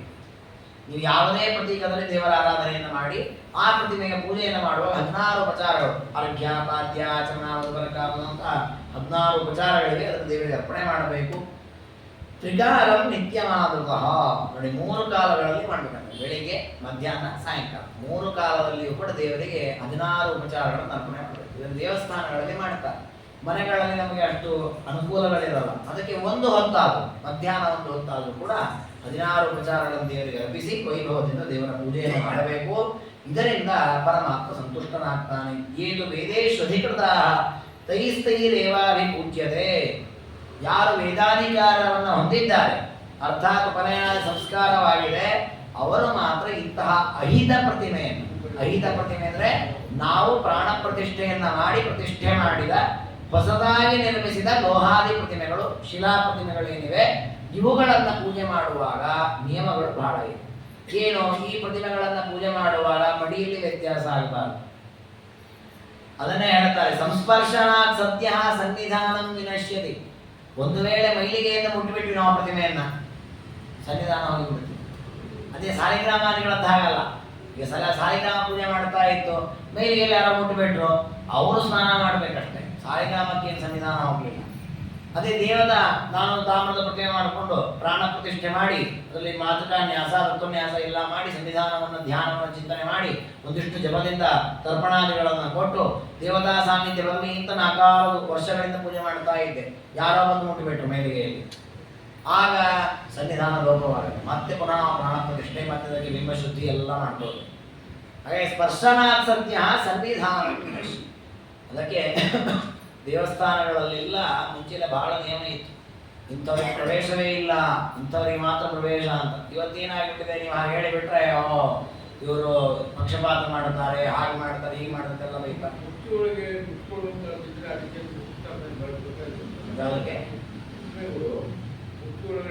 ಆ ಥರದ್ದು ಪರಂಪರೆ ಹೇಳ್ತಾರೆ ಬಿಟ್ರೆ ಗ್ರಂಥದಲ್ಲಿ ಹಾಗೆ ದಾಖಲೆ ಇಲ್ಲ. ಪುಷ್ಟಿ ಪ್ರತಿಮೆ ದೊಡ್ಡ ಪ್ರತಿಮೆ ಅಂತ ಯಾವುದೇ ಲೋಹದಿಂದ ನಿರ್ಮಾಣ ಮಾಡಿದ್ರೆ ಅದಕ್ಕೆ ಪ್ರಾಣ ಪ್ರತಿಷ್ಠೆ ಮಾಡಬೇಕು. ದಿವಸ ಪೂಜೆ ಮಾಡ್ತೀವಲ್ಲ, ಅವಾಗ ಮೂರ್ತಿಗಳಿಗೆಲ್ಲ ಚಿಕ್ಕ ಪ್ರತಿಮೆ ಇರುತ್ತಲ್ಲ, ಸನ್ನಿಧಾನ ಸ್ವಲ್ಪ ದೋಷೆಗಳು ಕೆಲಸ ನಾವು ಹೇಳ್ತೀವಿ, ಆವಾಹನೆ ಮಾಡ್ತೀವಿ. ಅಲ್ಲಿ ಸನ್ನಿಧಾನ ಇರುತ್ತೆ ಇಲ್ವಾ? ಇರದೆ, ನೀವು ಸನ್ನಿಧಾನ ಹಾಕಿದ ಮೇಲೆ ಬರುತ್ತೆ, ಸ್ವಲ್ಪ ಸನ್ನಿಧಾನ ಇರುತ್ತೆ. ಸನ್ನಿಧಾನ ಪೂಜೆಯ ಕ್ರಮ ಯಾವತ್ತೂ ಹಾಗೆ. ಪೂಜೆ ಮಾಡುವಾಗ ಏನು ಪ್ರತಿಮೆ ಇದೆ, ಸಾಲಿಗ್ರಾಮಾದಿಗಳೆಲ್ಲ ಆವಾಹನೆ ಮಾಡೋ ಕ್ರಮ ಇಲ್ಲ. ಉಳಿದಂತೆ ಯಾವುದೇ ಪ್ರತಿಮೆ ಅದು ನೀವು ನಿಮ್ಮ ಹೃದಯದಲ್ಲಿರೋ ಪರಮಾತ್ಮ ಅಂತಂದ್ರೆ ಅದನ್ನು ಕೂಡಿಸ್ಬೇಕು. ಕೂಡಿಸಿ ಆ ಪರಮಾತ್ಮನ ರೂಪಕ್ಕೆ ಎಲ್ಲ ಉಪಚಾರ ಅರ್ಪಣೆ ಮಾಡೋದು. ಪೂಜೆ ಕೊನೆಯಲ್ಲಿ ಆ ರೂಪ ಮತ್ತು ವಾಪಸ್ ನಿಮ್ಮ ಹೃದಯದಲ್ಲಿ ವಾಪಸ್ ಕರ್ಕೊಂಡು ಬರೋದು. ಈ ರೀತಿ ಕೂಡಿಸಿ ಕೂಡಿಸಿ ಕೂಡಿಸಿ ಆ ಪ್ರತಿಮೆಯ ಸನ್ನಿಧಾನ ಬರುತ್ತೆ. ಬರುತ್ತೆ. ಈಗ ನಮ್ಮ ದೇವರನ್ನ ಕೂಡಿಸುವ ವಾಹನದಲ್ಲಿ ದೇವರ ಸನ್ನಿಧಾನ ಇರುತ್ತೆ. ರಥೋತ್ಸವ ಮಾಡ್ತೀವಲ್ಲ, ಬೆಳ್ಳಿ ರಥ ದೇವರಿಗೆ ಸಮರ್ಪಣೆ ಮಾಡಿ ಉತ್ಸವ ಮಾಡ್ತೀವಿ. ಅದರಲ್ಲಿ ಮೊದಲು ಬೆಳ್ಳಿ ರಥ ಮಾಡಿ ನಿರ್ಮಾಣ ಮಾಡಿರ್ತಾನೆ, ಆಗದಕ್ಕೆ ಹೆಚ್ಚು ಮಹತ್ವ ಇಲ್ಲ. ದೇವರ ಪ್ರತಿಮೆಯನ್ನು ಯಾವತ್ತು ಇಡ್ತೀವಿ ಯಾವತ್ತು ಮಹತ್ವ. ಅದು 1 ವರ್ಷ 2 ವರ್ಷ 3 ವರ್ಷ ರಥೋತ್ಸವ ಬೆಳ್ಳಿ ರಥದಲ್ಲಿ ದೇವರ ಪ್ರತಿಮೆ ಇಟ್ಟಾಯ್ತು ಅಂತ ಅದರ ಅರ್ಥಕ್ಕೆ ಬಹಳ ಮಹತ್ವ ಇದೆ. ದಿನೇ ದಿನಕ್ಕೆ ದೇವರ ಸ್ಪರ್ಶ ಜಾಸ್ತಿ ಆಯ್ತಲ್ಲ, ಹಾಗೆ ಸನ್ನಿಧಾನ ಬಂದೇ ಬರುತ್ತೆ, ಜಾಸ್ತಿ ಆಗ್ತಾ ಹೋಗುತ್ತೆ. ಹಾಗಾಗಿ ನಮ್ಮಲ್ಲಿ ಆ ದೇವಸ್ಥಾನದಲ್ಲಿ ಮುಂಚೆ ಆ ರೀತಿ ಕ್ರಮ ಇತ್ತು. ಇವತ್ತು ಆ ಕ್ರಮವೇ ಇಲ್ಲ, ಯಾರು ಪ್ರವೇಶ ಮಾಡ್ತಾರೆ. ಆದ್ರೆ ಸಮಸ್ಯೆ ಏನಂದ್ರೆ ದೇವಸ್ಥಾನಕ್ಕೆ ಹಾನಿಯಲ್ಲ, ಪ್ರವೇಶ ಮಾಡೋರಿಗೆ ಹೊಡಿತದೆ. ಸ್ಟಾರ್ಟಿಂಗ್ ಗೊತ್ತಾಗಲ್ಲ, ಯಾವತ್ತೂ ಅಷ್ಟೇ ಕರ್ಮ ಅನ್ನೋದು ತಕ್ಷಣ ಫಲ ಕೊಡದೇ ಇರ್ಬೋದು, ಅದು ತಿರುಗಿಸಿ ಒಂದಲ್ಲ ಒಂದು ದಿವಸ ಅದು ಹೊಡೆತ ಕೊಟ್ಟೆ ಕೊಡುತ್ತೆ. ಹಾಗಾಗಿ ಯಾರು ಅಶುಚಿ ಇರ್ತಾರೆ ಅವ್ರು ತಾವೇ ತಿಳಿದು ದೇವಾಲಯಗಳಿಗೆ ಪ್ರವೇಶ ಮಾಡಬಾರ್ದು. ಎಲ್ಲಿ ಸ್ವಯಂ ವ್ಯಕ್ತ ಕ್ಷೇತ್ರ ಅಂತ ಇದೆ ಅಲ್ಲಿ ದೋಷ ಆಗಲ್ಲ, ಅಂದ್ರೆ ಇವ್ರಿಗೆ ದೋಷವೇ ಅದು ಪ್ರವೇಶ ಮಾಡಿದವರಿಗೆ. ಅದು ದೇವರ ಪ್ರತಿಮೆಯ ಸಾನ್ನಿಧ್ಯಕ್ಕೆ ಲೋಪದೋಷ ಆಗಲ್ಲ, ಯಾಕಂದ್ರೆ ಸ್ವಯಂ ವ್ಯಕ್ತ ದೇವರು. ಈ ಸಾಲಗ್ರಾಮದ ಸನ್ನಿಧಾನ ಇದೆ, ಒಂದು 108 ಸಾಲಿಗ್ರಾಮ ಇಟ್ಟು ದೇವಸ್ಥಾನದಲ್ಲಿ ಪೂಜೆ ಮಾಡ್ತಾ ಇರ್ತಾರೆ. ಯಾರೋ ಒಬ್ಬ ಅಶೌಚ ಇದ್ದವನು ಹೋಗಿಬಿಟ್ಟ, ಅದರಿಂದ ಸಾಲಿಗ್ರಾಮಗಳಲ್ಲಿರ್ತಕ್ಕ ಸನ್ನಿಧಾನಕ್ಕೆ ಲೋಪ ಇಲ್ಲ, ಅವು ಹಾಗೇ ಇರುತ್ತೆ ದೇವರ ಸನ್ನಿಧಾನ. ಹೋಗಿದ್ದಕ್ಕೆ ಇವನಿಗೆ ಅದು ಅಶುದ್ಧಿ ಆಗ, ಇವನಿಗೆ ಪಾಪ ಬರುತ್ತೆ. ಹಾಗಾಗಿ ಶಾಸ್ತ್ರಗಳು ಅಂಥವರನ್ನ ಪ್ರವೇಶ ಮಾಡಬಾರದು ಅಂತ ನಿಷೇಧ ಮಾಡಿ. ಇವತ್ತು ನೀವು ಕೇರಳದ ಸೈಡಲ್ಲಿ ಹೋದರೆ ಕೆಲವು ದೇವಾಲಯಗಳಲ್ಲಿ ಸ್ಪಷ್ಟವಾಗಿ ಬೋರ್ಡ್ ಹಾಕಿಟ್ಟಿದ್ದಾರೆ, ಅಶೌಚ ಇದ್ದವರು ರಜಸ್ವಲಯ ಆದವರಿಗೆ ದೇವಸ್ಥಾನದಲ್ಲಿ ಪ್ರವೇಶವಿಲ್ಲ ಅಂತ ಬೋರ್ಡ್ ಇದೆ, ಇವತ್ತು ಇದೆ. ಮಲಯಾಳಿಯಲ್ಲಿ ಬರೆದಿರ್ತಾರೆ, ಕನ್ನಡದಲ್ಲೂ ಬರೆದಿರ್ತಾರೆ. ಯಾಕೆ ಅಂದ್ರೆ ಅವರಿಗೆ ಸಮಸ್ಯೆ, ದೇವಾಲಯಕ್ಕಿಂತ ಅವರಿಗೆ ಹೆಚ್ಚು ಸಮಸ್ಯೆ. ಹಾಗಾಗಿ ಅದನ್ನು ಸ್ಪಷ್ಟವಾಗಿ ಚಾಂಡಾಲ ಪತಿತೋದಕ್ಯ ಸೂತಿಕಾದಿ ನಿರೀಕ್ಷಣೈ ಪೂಜಾಭಾವ ದಶಾಹಂಚ ಸನ್ನಿಧಾನ ವಿನಶ್ಯತಿ. ಯಾವುದು ತಾಮ್ರದ, ಲೋಹದ ಅಥವಾ ಕಲ್ಲಿನಿಂದ ಪ್ರತಿಮೆಯನ್ನು ಮಾಡಿ ದೇವಸ್ಥಾನ ನಿರ್ಮಾಣ ಮಾಡಿದ್ದೇವೆ ಅಂತಹ ದೇವರ ಸನ್ನಿಧಾನದಲ್ಲಿ ಅಶೌಚ ಸೂತಿಕಾದಿ ಅಂದರೆ ಜಾತಾಶೌಚ ಮೃತಾಶೌಚಾದಿಗಳನ್ನು ಹೊಂದಿರತಕ್ಕಂತಹ ವ್ಯಕ್ತಿಗಳು ಅವರು ಬಂದು ಆ ಪ್ರತಿಮೆಯನ್ನು ನೋಡಿದರೆ, ಚಂಡಾಲ ಪತಿತ ಅಂದ್ರೆ ಪಾತಿತ್ಯ, ಹಿಂದೆ ಹೇಳಿದಂತೆ ಗುರುದಾರಾಧಿಗಮನ, ಹತ್ಯೆ, ಬ್ರಹ್ಮಹತ್ಯೆ ಇತ್ಯಾದಿ ಪಾಪವನ್ನು ಮಾಡಿದವರು ಪತಿತರು. ಅಂಥವರು ಬಂದು ಅವರ ಸ್ಪರ್ಶ ಅಥವಾ ಅವ್ರು ನೀರು ತಾಗಿಸೋದು ಅಥವಾ ಅವ್ರು ನೋಡೋದು ಅಥವಾ 10 ದಿನ ಪೂಜೆ ಬಿಟ್ಬಿಡೋದು, ದೇವರ ಪ್ರತಿಷ್ಠೆ ಮಾಡೋದು ದೇವಾಲಯದಲ್ಲಿ 10 ದಿನ ಪೂಜೆ ಮಾಡೋ ಹಾಗಿಲ್ಲ, ಹಾಗೆ ಬಿಟ್ಬಿಡೋದು. ಹೀಗೆ ಮಾಡಿಬಿಟ್ರೆ ಸನ್ನಿಧಾನ ವಿನಶ್ಯತಿ, ದೇವರ ಸನ್ನಿಧಾನ ಹೋಗಿಬಿಡ್ತು. ಅದಕ್ಕೆ ನಮ್ಮಲ್ಲಿ ಒಂದು ಕ್ರಮ ಇದೆ, ನಿತ್ಯ ಪೂಜೆ ಮಾಡ್ಲಿಕ್ಕೆ ಸಂಪೂರ್ಣ ಮಾಡ್ಲಿಕ್ಕೆ ಆಗುತ್ತಿಲ್ಲ, ಒಂದು ಕೊಡ ನೀರು ಹಾಕಿಬಿಡೋದು ಅಂತ. ಆ ಪ್ರತಿಮೆ ಒಂದು ಕೊಡ ನೀರು ಹಾಕಿ ಒಂದು ಮಾಲೆ ಹಾಕಿಬಿಟ್ರೆ ಆಯ್ತು, ಅದಾದ್ರೂ ಮಾಡ್ಬೇಕು ನಿತ್ಯದಲ್ಲಿ ಅಂತ. ಅಂದ್ರೆ ದೇವರ ಸನ್ನಿಧಾನ ಹೋಗೋದು ಬೇಡ, ದೇವರೇ ಇಲ್ಲೇ ಇರಪ್ಪ, ಕಟ್ಟಿ ದೇವ್ರನ್ನ ಕೂಡಿಸ್ಕೊಂಡಂಗದು, ಎಲ್ಲಿ ಹೋಗ್ಬೇಡಪ್ಪ ಇಲ್ಲೇ ಇರು, ಎಲ್ಲಿ ಹೋಗ್ಬೇಡಪ್ಪ ಇಲ್ಲೇ ಇರು ಅಂತ. ಅಂದ್ರೆ ತಾತ್ಪರ್ಯ. ಅದಕ್ಕೆ ಮುಂಚೆ ನಮ್ಮ ಕ್ರಮ ಇದ್ದದ್ದು ಹೇಗೆ ಅಂದ್ರೆ ದೇವರ ಪ್ರತಿಷ್ಠೆಯನ್ನು ಮಾಡಬೇಕು ಅಂತ ಅದಕ್ಕೆ ತಕ್ಕ ಎಲ್ಲ ವ್ಯವಸ್ಥೆ ಆದ್ಮೇಲೆ ಪ್ರತಿಷ್ಠೆ ಮಾಡುವ ಕ್ರಮ ಇದ್ದದ್ದು. ಇವತ್ತು ಎಷ್ಟೋ ಕಡೆಗಳಲ್ಲಿ ದೇವಾಲಯಗಳಿವೆ, ಪೂಜೆ ಮಾಡುವವರಿಲ್ಲ, ಅದಕ್ಕೆ ಸರಿಯಾದ ಕ್ರಮಗಳಿಲ್ಲ, ಆಚರಣೆಗಳಿಲ್ಲ, ಬಹಳ ದುರಂತ ಇದೆ. ದೊಡ್ಡ ದೊಡ್ಡ ಊರುಗಳಲ್ಲಿ ಹೊಸ ಹೊಸ ದೇವಾಲಯಗಳ ನಿರ್ಮಾಣ ಆಗ್ತಾ ಇದೆ. ಆದರೆ ಮುಂಚೆ ಇದ್ದ ದೇವಾಲಯಗಳು, ಎಷ್ಟೋ ದೇವಾಲಯಗಳು ಹಾಳು ಕೊಂಪೆಯಾಗಿ ನಿಂತ್ಕೊಂಡಿವೆ, ಅದು ಪೂಜೆಗಳೇ ನಡೀತಾ ಇಲ್ಲ ಅನೇಕ ಕಡೆಗಳಲ್ಲಿ. ಬರೀ ಒಂದು ಊರು ಅಂತ ನಾನು ಹೇಳಲ್ಲ, ತುಂಬ ಊರುಗಳು. ನಾವು ಸ್ವಲ್ಪ ಸಿಟಿಯಿಂದ ಹೊರಗೆ ಹೋಗ್ಬಿಟ್ವಿ ಅಂದರೆ ದಾರಿ ಉದ್ದಕ್ಕೂ ನಮ್ಗೆ ಅನೇಕ ಹಾಳಾಗಿರುವ ದೇವಾಲಯಗಳು ಸಿಗ್ತವೆ. ಪುಸ್ತಕ ಹಾಗೆ ಮಾಡಬಾರ್ದು. ನಾವು ಹೊಸ ದೇವಾಲಯಗಳನ್ನು ಕಟ್ಟುವುದಕ್ಕಿಂತ ಅಂತಹ ದೇವಾಲಯಗಳನ್ನು ಅಭಿವೃದ್ಧಿ ಮಾಡಿದರೆ ಪುಣ್ಯ ಬಹಳ ಇದೆ. ಇದನ್ನು ಆಚಾರ್ಯರು ತೋರಿಸಿದ್ದಾರೆ. ಮಧ್ವಾಚಾರ್ಯರು ಸಂಚಾರ ಮಾಡುವಾಗ ಪಾರಂತಿ ಅಂತ ಒಂದು ಕ್ಷೇತ್ರಕ್ಕೆ ಹೋಗ್ತಾರೆ. ಅಲ್ಲಿ ಆಚಾರ್ಯರ ಪೂರ್ವ ಅವತಾರದಲ್ಲಿ, ಭೀಮಾವತಾರದಲ್ಲಿ ಅಲ್ಲಿ ಅವರು ಪ್ರತಿಷ್ಠೆ ಮಾಡಿ ಪೂಜೆ ಮಾಡಿರತಕ್ಕಂತಹ ಪರಮಾತ್ಮನ ಸನ್ನಿಧಾನ. 5 ಜನ ಪಾಂಡವರು ಸೇರಿ ಪೂಜೆ ಮಾಡಿರ್ತಾರೆ. ಆ ಕ್ಷೇತ್ರದಲ್ಲಿ ಪೂಜೆ ನಿಂತು ಹೋಗ್ಬಿಟ್ಟಿರ್ತದೆ. ಆಚಾರ್ಯರಲ್ಲಿ ಹೋದಾಗ ತಕ್ಷಣ ಅಲ್ಲಿರ್ತಕ್ಕ ಜನರನ್ನು ಕರೆದು, ಅಧಿಕಾರಿಗಳನ್ನು ಕರೆಸಿ, ಅರ್ಧ ದಿನದಲ್ಲಿ ಮತ್ತೆ ಯಥಾ ಪ್ರಕಾರ ಪೂಜೆ ಉತ್ಸವ ಎಲ್ಲ ನಡಿಬೇಕು ದೇವಾಲಯದಲ್ಲಿ, ಮತ್ತೆ ನಡೆಸುವಂತೆ ಮಾಡುತ್ತೆ. ಅದು ತಾತ್ಪರ್ಯ ಆಚಾರ ಹೊಸದಾಗಿ ಒಂದು ಅದು ಹಾಳಾಗಿದೆ ಹೊಸ ದೇವಾಲಯ ಮಾಡೋಣ ಅಂತ ಮಾಡಲಿಲ್ಲ. ಆ ನಿಂತ ಪೂಜೆಯನ್ನು ಮತ್ತೆ ಪುನಃ ನಡೆಸುವಂತೆ ಮಾಡಿದ್ರೆ ಈ ತಾತ್ಪರ್ಯ ನಾವು ಪೂಜೆಯನ್ನು ಹೊಸದಾಗಿ ಶುರು ಮಾಡುವುದರ ಜೊತೆಗೆ ಹಳೆ ಎಲ್ಲೆಲ್ಲಿ ಪೂಜೆ ನಿಂತಲ್ಲಿ ಅದನ್ನು ನಡೆಸ್ಕೊಂಡು ಹೋಗುವ ವ್ಯವಸ್ಥೆಯನ್ನು ಮಾಡಬೇಕಾದ ಕರ್ತವ್ಯ. ಹಾಗಾಗಿ ಪೂಜೆಯನ್ನು ನಿಲ್ಲಿಸೋದೇನಿದೆ ಇದು ಸಂವಿಧಾನವನ್ನು ಹಾಳು ಮಾಡುತ್ತೆ. ಅದಕ್ಕೆ ನಮ್ಮಲ್ಲಿ ಒಂದು ಮಾತಿದೆ, ಏನು ಪ್ರತಿಮಾಯಾಂತು ಸಾನ್ನಿಧ್ಯಂ ಅರ್ಚಕಸ್ಯ ತಪೋಬಲ. ಪ್ರತಿಮೆಯಲ್ಲಿ ಸನ್ನಿಧಾನ ಬರೋದು ಅರ್ಚಕರ ತಪಸ್ಸಿನ ಬಲದಿಂದ ಅಂತ. ಅದರ ತಾತ್ಪರ್ಯ ಅರ್ಚಕರು ಪೂಜೆ ಮಾಡಿ ಮಾಡಿ ಮಾಡಿ ಮಾಡಿ ಸನ್ನಿಧಾನ ಬರೋದು.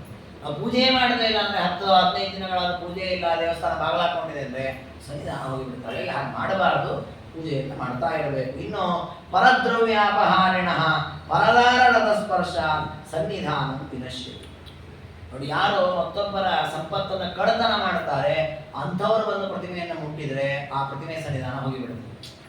ನೋಡಿ, ಹಾಗೆ ಎಷ್ಟು ಜಾಗ್ರತೆ ಬೇಕು. ದೇವರ ಪೂಜೆ ಮಾಡುವ ಸೌಭಾಗ್ಯ ಬಹಳ ದೊಡ್ಡದು. ದುರಂತ ಏನು ಅಂದರೆ ಪೂಜೆ ಮಾಡುವವರೇ ಕಳ್ಳರಾಗ್ಬಿಟ್ಟಿರ್ತಾರೆ. ಅವರೇ ದೇವರ ಸತ್ತೆ ಕಳ್ಳತನ ಮಾಡೋರಾಗ್ಬಿಟ್ರೆ ದೇವರ ಸನ್ನಿಧಾನ ಉಳಿಯೋದೇ. ಹಾಗಾಗಬಾರದು. ಅದಕ್ಕೆ ಅದನ್ನು ಹೇಳ್ತಾರೆ, ನೀಲ ಕಾರ್ಪಾಸ ವಸ್ತ್ರಸ್ಯ ತಥಾ ಮಲಿನವಾಸಸಃ ಸ್ಪರ್ಶಾಚ್ಚ ದೀಪತೈಲಸ್ಯ ಸನ್ನಿಧಾನಂ ವಿನಶ್ಯತಿ. ನೀಲ ಬಣ್ಣದ ಬಟ್ಟೆ, ನೀಲ ಅಂದ್ರೆ ಕಪ್ಪು, ಕಪ್ಪು ಬಣ್ಣದ ಬಟ್ಟೆಯನ್ನು ದೇವರ ಪ್ರತಿಮೆಗೆ ಸ್ಪರ್ಶ ಮಾಡಿದರೆ ದೇವರ ಸನ್ನಿಧಾನ ಹೋಗ್ತದೆ. ಕಪ್ಪು ಬಣ್ಣದ ಬಟ್ಟೆಯನ್ನು ಸ್ಪರ್ಶ ಮಾಡಬಾರದು. ಹಾಗೆ ನೋಡಿ, ಯಾವ ಮಠದಲ್ಲೂ ದೇವರ ಪೂಜೆಗೆ ಸಂಬಂಧಪಟ್ಟ ಯಾವುದೇ ಪ್ರಸಂಗದಲ್ಲೂ ಕಪ್ಪು ಬಟ್ಟೆ ಇರೋದು ನೋಡಿಬೇಕು.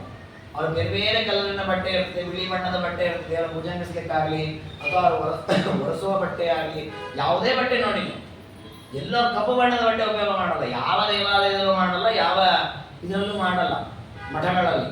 ಯಾಕೆ ಅಂದರೆ ಕಪ್ಪು ಬಣ್ಣದ ಬಟ್ಟೆ ದೇವರ ಪ್ರತಿಮೆಗೆ ಸ್ಪರ್ಶವಾದರೆ ದೇವರ ಸನ್ನಿಧಾನ ಹೋಗುತ್ತೆ. ಅದೇ ರೀತಿ ಮಲಿನವಾಸ ಸಹ ಹೊಲಸಾದ ಬಟ್ಟೆ. ನಾವು ಬಟ್ಟೆಯನ್ನು ಯಾವತ್ತೂ ಹಾಗೆ ನೋಡಿ, ಒಂದು ಮಾತೇ ಸಾಮಾನ್ಯವಾಗಿ ಹಾಳಾಗಿ ಹೋಗಿರತಕ್ಕ ಪದಾರ್ಥ, ಹಾಳಾದ ದ್ರವ್ಯಗಳೇನಿದೆ ಅದೆಲ್ಲ ಮಠಕ್ಕೆ ದೇವರಿಗೆ ಅಂತ. ಅದಕ್ಕೆ ಉದಾಹರಣೆ ಹರಿದೋಗಿರ್ತದೆ ನೋಟು, ಇದನ್ನ ನಾವು ಇಟ್ಕೊಳ್ಳಿಕ್ಕೆ ಹುಂಡಿ ಹಾಕ್ಬಿಡೋದು, ಅವ್ರು ಹೇಗೋ ಮಾಡಿಕೊಡ್ತಾರೆ, ನಮ್ಗೆ ಸಮಸ್ಯೆ ಇಲ್ಲ. ಅದೇ ರೀತಿ ಉದಾಹರಣೆಗೆ ಹುಳ ಆಗಿಬಿಟ್ಟಿರ್ತಾರೆ, ಅಕ್ಕಿ ಬೇಳೆ ದಾನ ಮಾಡಿಬಿಟ್ರೆ ಮುಗಿದೋಯ್ತು, ನಮಗೆ ನಮ್ಮ ಹೇಳೋದಕ್ಕೆ ಇಲ್ಲ. ಈ ರೀತಿಯಲ್ಲೆಲ್ಲ ಕೆಲವು ನಡೀತಾರೆ. ಹಾಗೆ ಕೆಲವೊಮ್ಮೆ ಏನಾಗತ್ತೆ ಅಂದರೆ ಹಾಳಾಗಿರೋ ಬಟ್ಟೆ ಕೊಟ್ಟಿರ್ತಾರೆ, ಆ ಬಟ್ಟೆಗಳನ್ನೇ ತಗೊಂಡು ದೇವರ ಪ್ರತಿಮೆಯನ್ನು ಒರೆಸ್ಲಿಕ್ಕೆ ಉಪಯೋಗ ಮಾಡಿಬಿಟ್ರೆ ಪಾಪ. ಹಾಗಾಗಿ ಮಲಿನವಾದ ಬಟ್ಟೆ, ಹೊಲಸಾದ ಬಟ್ಟೆಯನ್ನು ದೇವರ ಪ್ರತಿಮೆಗೆ ಸ್ಪರ್ಶ ಮಾಡಬಾರ್ದು. ಹಾಗೆ ಎಣ್ಣೆ, ಈ ಎಳ್ಳೆಣ್ಣೆ ಮೊದಲಾದ ಎಣ್ಣೆ ದೀಪ ಹಚ್ತೇವಲ್ಲ, ಆ ದೀಪ ಹಚ್ಚಿದ ಎಣ್ಣೆ ಏನಿರ್ತದೆ ಆ ಎಣ್ಣೆಯನ್ನು ಪ್ರತಿಮೆಗೆ ಸ್ಪರ್ಶ ಮಾಡಬಾರ್ದು. ಆ ಎಣ್ಣೆ ಸ್ಪರ್ಶವಾದರೂ ಕೂಡ ಸನ್ನಿಧಾನ ವಿನಶ್ಯತಿ. ಯಂ ಸ್ಯಾದ್ ರಜಸ್ವಲಾಗಂತ ಮದ್ಯವೋ ವ್ಯರ್ಥ ಮಾಂಸವಾಕ್ ಮಹಾಪಾತಕ ಸಂಸರ್ಗಿ ವ್ರತ ಹಿಂಸಾ ಪರಾಯಣ. ಇನ್ನೂ ಕೆಲವರ ವಿಚಾರವನ್ನು ಹೇಳಿದೆ ವಿಷ್ಣು ರಹಸ್ಯ. ಯಾವ ಪ್ರತಿಮೆಯನ್ನ ರಜಸ್ವಲೆಯಾದವಳು ನೋಡಿದ್ದಾಳೆ ಅಂತಹ ಪ್ರತಿಮೆಗಿರುವ ಸನ್ನಿಧಾನ ಹೋಗ್ತದೆ. ಮದ್ಯಪ ವ್ಯರ್ಥ ಮಾಂಸವು, ಮದ್ಯಪಾನವನ್ನು ಮಾಡಿದವನು, ಮಾಂಸವನ್ನು ತಿನ್ನತಕ್ಕಂತಹ ವ್ಯಕ್ತಿ ಮಹಾಪಾತಕ ಸಂಸರ್ಗಿ. ಹಿಂದೆ ಬಂದಿದೆ, ಮಹಾಪಾತಕ ಮಾಡಿದವರು ದೇವರ ಪ್ರತಿಮೆಯನ್ನು ನೋಡಿದರೆ ಆ ಪ್ರತಿಮೆಯಲ್ಲಿರುವ ಸನ್ನಿಧಾನ ಹೋಗತ್ತೆ ಅಂತ. ಅದರ ಜೊತೆಗೆ ಮತ್ತೊಂದು ಸೇರಿಸ್ತಾರೆ, ಮಹಾಪಾತಕರ ಸಹವಾಸ ಮಾಡಿದವರು. ನೋಡಿ, ತಾನು ಮಹಾಪಾತಕ ಮಾಡಿ ಪಾಪ ಒಳ್ಳೆಯವನೇ, ಜೀವನ ಅವ್ರದ್ದೇ ಒಡನಾಡಿಟ್ಕೊಂಡಿದ್ದಾನೆ, ಕೆಟ್ಟವ್ರದ್ದೇ ಒಡನಾಡಿಟ್ಕೊಂಡಿದ್ದಾನೆ. ಹಾಗಾದ್ರೆ ಇಂಥವ್ರು ಬಂದು ದೇವರಲ್ಲಿ ಹೋಗ್ತಾನೆ. ನೋಡಿ, ಹೊಸದಾಗಿ ನೋಡಿ, ಮೇಲ್ನೋಟಕ್ಕೆ ಹೇಳುವಾಗ ಇದೇನು ಇಂಥವ್ರು ಬಂದರೆ ದೇವರ ಸನ್ನಿಧಾನ ಹೋಗತ್ತೆ, ಸನ್ನಿಧಾನ ಹೋಗತ್ತೆ, ಏನಿದು ಅಂತ. ಏನು ಅಂದರೆ ಇಂಥವರು 4 ಜನ ಇದ್ದಲ್ಲಿ ಸೇರುವ ಕ್ರಮ ಇರಲಿಲ್ಲ ಒಂದು ಕಾಲದಲ್ಲಿ. ಇವತ್ತು ನೋಡಿ, ಉದಾಹರಣೆಗೆ ನಾವಿಲ್ಲಿ ಕೂತಿರ್ತೇವೆ, ನಾವೊಬ್ಬ ಒಳ್ಳೆಯ ಸದಾಚಾರಿಗಳಾಗಿ ಅಥವಾ ಒಂದು ಒಳ್ಳೆಯ ಮಾನವೀಯತೆ ಇರತಕ್ಕ ವ್ಯಕ್ತಿಗಳಾಗಿದ್ವಿ ಅಂತಾದರೆ, ಅಥವಾ ಒಂದು ಒಳ್ಳೆಯ ಶಿಸ್ತಿನಲ್ಲಿ ಭಾರತೀಯ ಧರ್ಮದಲ್ಲಿ ಬದುಕಿದವರು ಅಂತಾದರೆ, ನಾವಿಲ್ಲಿ ಕೂತಾಗ ಯಾರಾದರೂ ನಮ್ಮ ಎದುರಿಗೆ ಹೊಡೆಯೋದು ಬಡಿಯೋದನ್ನು ಮಾಡ್ತಾ ಇದ್ರೆ ಏನು ಮಾಡ್ತೀವಿ? ಒಂದು ತಡಿತೇವೆ, ಇದು ಅಲ್ಲಿಂದ ಎದ್ದೋದು. ಅಥವಾ ಮಾಂಸವನ್ನು ಕೂಡ ತಿನ್ನೋದು, ಪ್ರಾಣಿಗಳನ್ನು ಕಡಿಯೋದು, ಹಿಂಸೆ ಮಾಡೋದು, ನಾವಂಥವನ್ನು ನೋಡೋದೂ ಇಲ್ಲ. ಅಂಥವ್ರಿಗೆ ನಾವು ಇರ್ಲಿಕ್ಕೂ ತಯಾರಾಗಲ್ಲ. ಹಾಗೆ ದೇವರು ಹಾಗೆ ಅಲ್ವಾ? ದೇವರ ಸನ್ನಿಧಾನ ದೇವರಲ್ಲಿ ಇರೋದು ಅಂತ ಅರ್ಥ. ದೇವರ ಪ್ರತಿಮೆಯಲ್ಲಿ ಇರ್ತಾನೆ. ನಾವು ಅವನೆದುರು ಇಂಥ ಅನ್ಯಾಯ ಧರ್ಮ ಇದನ್ನೆಲ್ಲ ಮಾಡ್ತಾ ದೇವರಲ್ಲಿ ಇರ್ತಾನೆ, ಅಲ್ಲಿಂದ ತೋರಿಬಿಡ್ತಾನೆ. ಹಾಗಾಗಿ ಅಂತಹ ಮಹಾಪಾತಕ ಮಾಡಿದವರ ಸಹವಾಸ ಮಾಡಿದರೆ ಅವರು ಕೂಡ ಪಾಪಿಗಳಾಗ್ತಾರೆ. ಮತ್ತೆ ಹಿಂಸೆ ಮಾಡತಕ್ಕಂಥವರು, ಇನ್ನು ಯಾರು ವೇದಾಧ್ಯಯನವನ್ನೇ ಮಾಡದೆ ದೇವರ ಪ್ರತಿಮೆಯನ್ನು ಮುಡುತ್ತಾರೆ, ಆಗಲೂ ದೇವರ ಸನ್ನಿಧಾನ ಹೋಗ್ಬರ್ತದೆ. ವೇದಾಧ್ಯಯನ ಹೀನಶ್ಚ ನಾಸ್ತಿಕೋ ವೇದ ನಿಂದಕ. ಇನ್ನು ಕೆಲವರು ಇರ್ತಾರೆ ದೇವರನ್ನು ನಿಂದನೆ ಮಾಡೋದು. ಅಯ್ಯೋ ಇದೆಲ್ಲ ಬಿಡ್ರಿ, ಬ್ರಾಹ್ಮಣರು ಬರ್ಕೊಂಡ್ರೆ ದೊಡ್ಡ ಪುರಾಣಗಳು ಅಂತ ಪುರಾಣಗಳ ನಿಂದನೆ ಮಾಡೋದು, ಶಾಸ್ತ್ರಗಳ ನಿಂದನೆ ಮಾಡೋದು, ದೇವರೇ ಇಲ್ಲ ಅಂತ ಹೇಳೋದು. ಇಂಥವರು ದೇವರನ್ನ ದರ್ಶನ ಮಾಡಿದರೆ, ದೇವರ ಹತ್ರ ಬಂದರೆ ಇಂಥ ಸಮಸ್ಯೆ ಇಲ್ಲ ಬಿಡಿ. ಯಾಕಂದ್ರೆ ದೇವರ ಬೈಯವರು ಯಾರು ದೇವಸ್ಥಾನಗಳು ಬರಲ್ಲ. ಕೆಲವೊಮ್ಮೆ ವೇಷಕ್ಕೆ ಬರೋರು ಇರ್ತಾರೆ, ಅಲ್ಲೇನೋ ಒಂದು ಲಾಭ ಮಾಡ್ಕೊಳ್ಳಿಕ್ಕೆ ಅಂತ. ಅಂಥವರ ಸ್ಪರ್ಶಾದಿಗಳಿಂದ ದೇವತಾ ಸಾಮೀಪ್ಯ ನಾಶವಾಗತ್ತೆ. ದೇವತಾ ವಿಪ್ರತೀರ್ಥ ಕ್ಷೇತ್ರಾಧಿಕಸ್ಯ ಕನ್ಯಾಯ ದೂಷತೋಯಶ್ಚ ಮಾತಾ ಪಿತೃಶ್ಚ ನಿಂದನೆ. ಇನ್ನು ಕ್ಷೇತ್ರಗಳ ನಿಂದನೆ ಮಾಡೋದು, ತೀರ್ಥಗಳ ನಿಂದನೆ ಮಾಡೋದು, ತಂದೆ ತಾಯಿಗಳ ದ್ರೋಹ ಮಾಡಿದವರು, ಇಂಥವರು ಬಂದರೂ ಕೂಡ ದೇವರಲ್ಲಿ ಇರೋದಿಲ್ಲ ಅಂತ ನಿಂದ ಹೊರಟು ಬಿಡ್ತಾನೆ. ಹಾಗಾಗಿ ತಸ್ಯ ಸ್ಪರ್ಶನ ಮಾತ್ರ ಸನ್ನಿಧಾನ. ಹಾಗೆ ನೋಡಿ, ನಾವು ಅದನ್ನು ಆಲೋಚನೆ ಮಾಡಬೇಕು. ನಾನು ದೇವರ ಪೂಜೆಯನ್ನು ಮಾಡುವ ಅಧಿಕಾರ ಕಳೆದುಕೊಳ್ಳುತ್ತೇನೆ. ತಂದೆ ತಾಯಿಗಳಿಗೆ ದ್ರೋಹ ಮಾಡಿದರೆ ದೇವರ ಪೂಜೆ ಮಾಡುವ ಅಧಿಕಾರ ಕಳೆದುಕೊಳ್ಳುತ್ತೇನೆ. ಹಾಗೆ ಅಂಥ ಯಾವ ದ್ರೋಹವನ್ನು ನಾವು ಮಾಡಬಾರ್ದು, ಯಾವ ಸ್ತ್ರೀಯರನ್ನು ನಿಂದನೆ ಮಾಡಬಾರ್ದು. ಕನ್ಯಾಯ ದೂಷಕ, ಕನ್ಯೆಯನ್ನ ಬೈಯುವುದು, ಕನ್ಯೆಯರಿಗೆ ತೊಂದರೆ ಕೊಡೋದು, ಈ ರೀತಿ ಮಾಡಿದವರು ಕೂಡ ಆ ದೇವರ ಪೂಜೆಯನ್ನು ಮಾಡುವ ಅಧಿಕಾರವನ್ನು ಕಳೆದುಕೊಳ್ಳುತ್ತಾರೆ. ಈದೃಶ ಕರ್ಮಾಣ ನಯೋಗ್ಯ ಪ್ರತಿಮಾರ್ಚನೆ. ಇಂತಹ ಹೇಯ ಕಾರ್ಯಗಳನ್ನು ಮಾಡಿದವರು ದೇವರ ಪ್ರತಿಮೆಯನ್ನು ಅರ್ಚನೆ ಮಾಡಲಿಕ್ಕೆ ಅಧಿಕಾರಿಗಳಾಗೋದಿಲ್ಲ. ಲಕ್ಷಣೈ ಪಂಚರಾತ್ರೋಕ್ತೈ. ಇನ್ನು ಆ ಪ್ರತಿಮೆಯನ್ನು ನಿರ್ಮಾಣ ಮಾಡುವಾಗ ಯಾವ ರೀತಿಯಲ್ಲಿ ನಿರ್ಮಾಣ ಮಾಡಬೇಕು ಅಂತ ಹಿಂದೆ ಹೇಳಿದ್ದಾರೆ. ನೀವು ಧ್ಯಾನ ಮಾಡುವ ರೀತಿಯಲ್ಲಿ ಮಾಡಿ ಅಂತ. ನಾವು ಹೇಗೋ ಧ್ಯಾನ ಮಾಡಿಬಿಟ್ರೆ ಅದಕ್ಕೂ ನಿಯಮವನ್ನು ಕೊಟ್ಟರು. ಪಂಚರಾತ್ರ ಗ್ರಂಥಗಳಲ್ಲಿ ಅನೇಕ ಲಕ್ಷಣಗಳನ್ನು ಹೇಳಿದ್ದಾರೆ. ಪ್ರತಿಮೆಗಳ ಲಕ್ಷಣವನ್ನು, ಕೃಷ್ಣ ಹೇಗಿದ್ದಾನೆ, ರಾಮ ಹೇಗಿದ್ದಾನೆ, ನರಸಿಂಹ ಹೇಗಿದ್ದಾನೆ ಅಂತ ಲಕ್ಷಣಗಳನ್ನು ಹೇಳಿದ್ದಾರೆ. ಆ ಲಕ್ಷಣಗಳಲ್ಲಿ ಹೇಳಿದಂತೆ ನಿರ್ಮಿತ ಅವಯವಾಹಿಯ, ಅವಯವಗಳನ್ನು ನಿರ್ಮಾಣ ಮಾಡಿ ಆ ಪ್ರತಿಮೆಯನ್ನು ನಿರ್ಮಾಣ ಮಾಡಬೇಕು. ಆಮೇಲೆ ವೇದ ಮಂತ್ರಗಳಿಂದ ಯಥಾವಿಧಿ ಪ್ರತಿಷ್ಠೆಯನ್ನು ಮಾಡಬೇಕು. ಅಲ್ಲಿ 2 ರೀತಿ ಇದೆ. ತಾಮ್ರದ ಪ್ರತಿಮೆಗಳನ್ನಾಗುವಾಗ ಚಲ ಪ್ರತಿಮೆಗಳು, ಅಂದರೆ ಒಂದೇ ಕಡೆ ಇರೋದಿಲ್ಲ, ಪೆಟ್ಟಿಗೆಲ್ಲ ಕಟ್ಟಿ ಇಡ್ತೇವೆ. ಕಲ್ಲಿನ ಪ್ರತಿಮೆಗಳನ್ನು ದೇವಾಲಯದಲ್ಲಿ ಪ್ರತಿಷ್ಠೆ ಮಾಡುತ್ತಾರೆ. ಪ್ರತಿಷ್ಠೆ ಮಾಡಿದ್ದು ಸ್ಥಿರವಾಗಿ ಒಂದು ಕಡೆ ಇರುತ್ತದೆ. ಅಲ್ಲಿಯೂ ಕೂಡ ವೇದ ಮಂತ್ರಗಳಿಂದ ಸ್ಥಾಪನೆಯನ್ನು ಮಾಡಬೇಕು. ತ್ರಿಸಂಧ್ಯಾ ದೀಕ್ಷಿತೋ. ಇನ್ನು ಪೂಜೆಯನ್ನು ಮಾಡುವಾಗ ಅವಶ್ಯವಾಗಿ ನಾವು ಅನುಷ್ಠಾನ ಮಾಡಬೇಕಾದ ಏನಂದರೆ ನಿತ್ಯದಲ್ಲಿ ಸಂಧ್ಯಾವಂದನೆ ಮಾಡಬೇಕು. ಸಂಧ್ಯಾವಂದನೆಯನ್ನು ಬಿಟ್ಟು ದೇವರ ಪೂಜೆ ಮಾಡಲಿಕ್ಕೆ ಅಧಿಕಾರಿ ಆಗೋದಿಲ್ಲ. ಮತ್ತೆ ಯಾವ ಪ್ರತಿಮೆಯನ್ನು ಪೂಜೆ ಮಾಡ್ತೀವಿ ಆ ಪ್ರತಿಮೆಯ ಮಂತ್ರದ ಜಪ ಮಾಡಬೇಕು. ಉದಾಹರಣೆ ನೋಡಿ, ನಾವು ಸಂಧ್ಯಾವಂದನೆ ಮಾಡುವಾಗ ಗಾಯತ್ರಿ ಮಂತ್ರ ಜಪ ಮಾಡ್ತೇವೆ. ರಾಮ ಮಂತ್ರ ಜಪ ಮಾಡಲೇಬೇಕು ಅಂತ ನಿಯಮ ಇಲ್ಲ, ಕೃಷ್ಣ ಮಂತ್ರ ಜಪ ಮಾಡಬೇಕು ಅಂತ ನಿಯಮ ಇಲ್ಲ. ಅದೇ ನಾನಿವತ್ತು ರಾಮದೇವರ ದೇವಸ್ಥಾನದಲ್ಲಿ ಪೂಜೆಗಳಾಗಿದ್ದೆ, ಆಗ ರಾಮ ಮಂತ್ರವನ್ನು ಉಪದೇಶ ತೆಗೆದುಕೊಂಡು ಆ ಮಂತ್ರವನ್ನು ಜಪ ಮಾಡ್ತಾ ಅಲ್ಲಿ ಪೂಜೆಯನ್ನು ಮಾಡಬೇಕು. ಆ ರೀತಿ ಒಂದು ವ್ಯವಸ್ಥೆಯನ್ನು ಮಾಡಿ.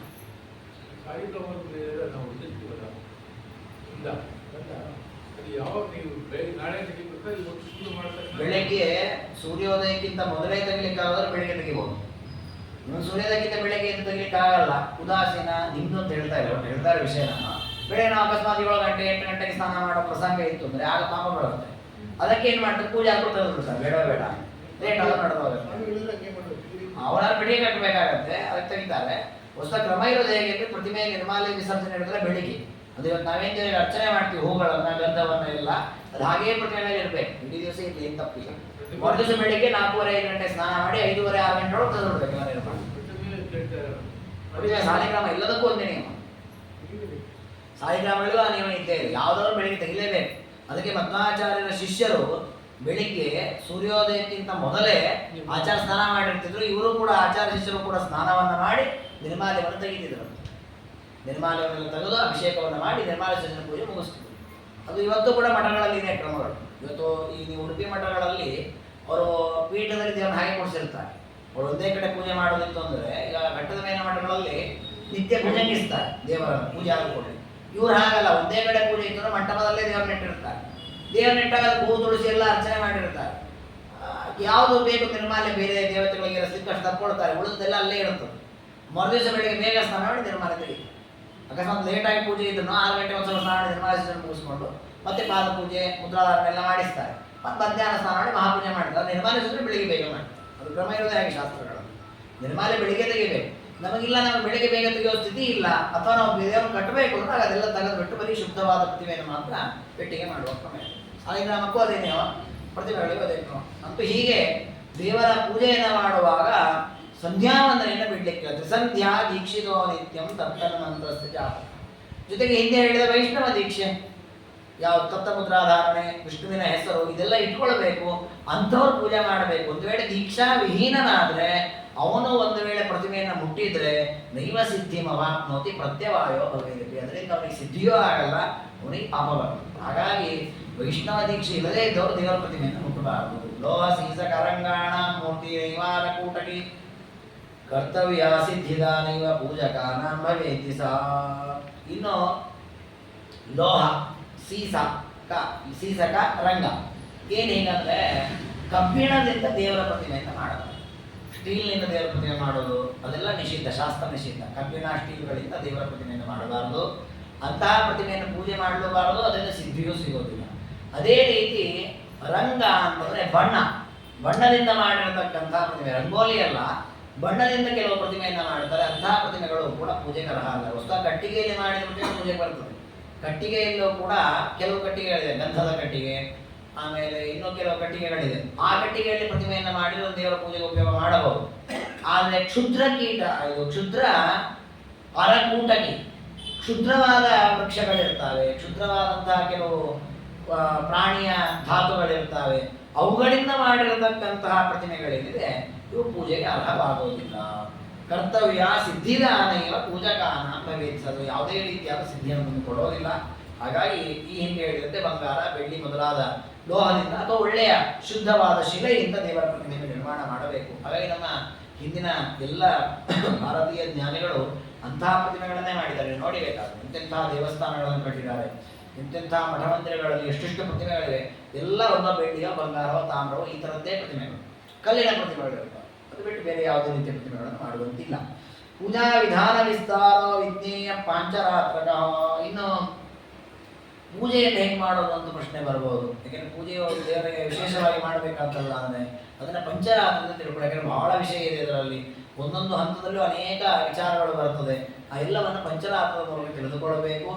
ಆದರೆ ಇಲ್ಲಿ ತಿಳಿಸಬೇಕಾದ ಕೆಲವು ಅಂಶಗಳನ್ನು ತಿಳಿಸಿದ್ದೇವೆ ಅಂತ ದೇವರು ಹೇಳ್ತಾನೆ. ಗೃಹೀತ್ವಾ ವೈಷ್ಣವೀಂ ದೀಕ್ಷಾ, ಇನ್ನು ವೈಷ್ಣವ ದೀಕ್ಷೆಯನ್ನು ಪಡೆದುಕೊಂಡು ಆನಂತರ ಯಾರು ತ್ಯಾಗ ಮಾಡ್ತಾನೆ, ಅದು ಮೊದಲು ತಗೊಂಡಿರ್ತಾನೆ ವೈಷ್ಣವ ದೀಕ್ಷೆ, ವಿಷ್ಣು ಮಂತ್ರ ಜಪ ಮಾಡ್ತಾನೆ, ತತ್ವಮುದ್ರಾಧಾರಣೆ ಮಾಡಿಸಿಕೊಳ್ತಾನೆ.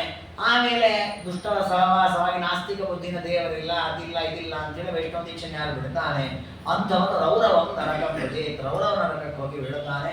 ಹಾಗಾಗಿ ಯಾವತ್ತೂ ಕೂಡ ಪಂಚರಾತ್ರೋಕ್ತವಾದ ವೈಷ್ಣವ ದೀಕ್ಷೆಯನ್ನು ತ್ಯಾಗ ಮಾಡಬಾರ್ದು, ಎಲ್ಲರೂ ಅವಶ್ಯವಾಗಿ ಸ್ವೀಕಾರ ಮಾಡಬೇಕು.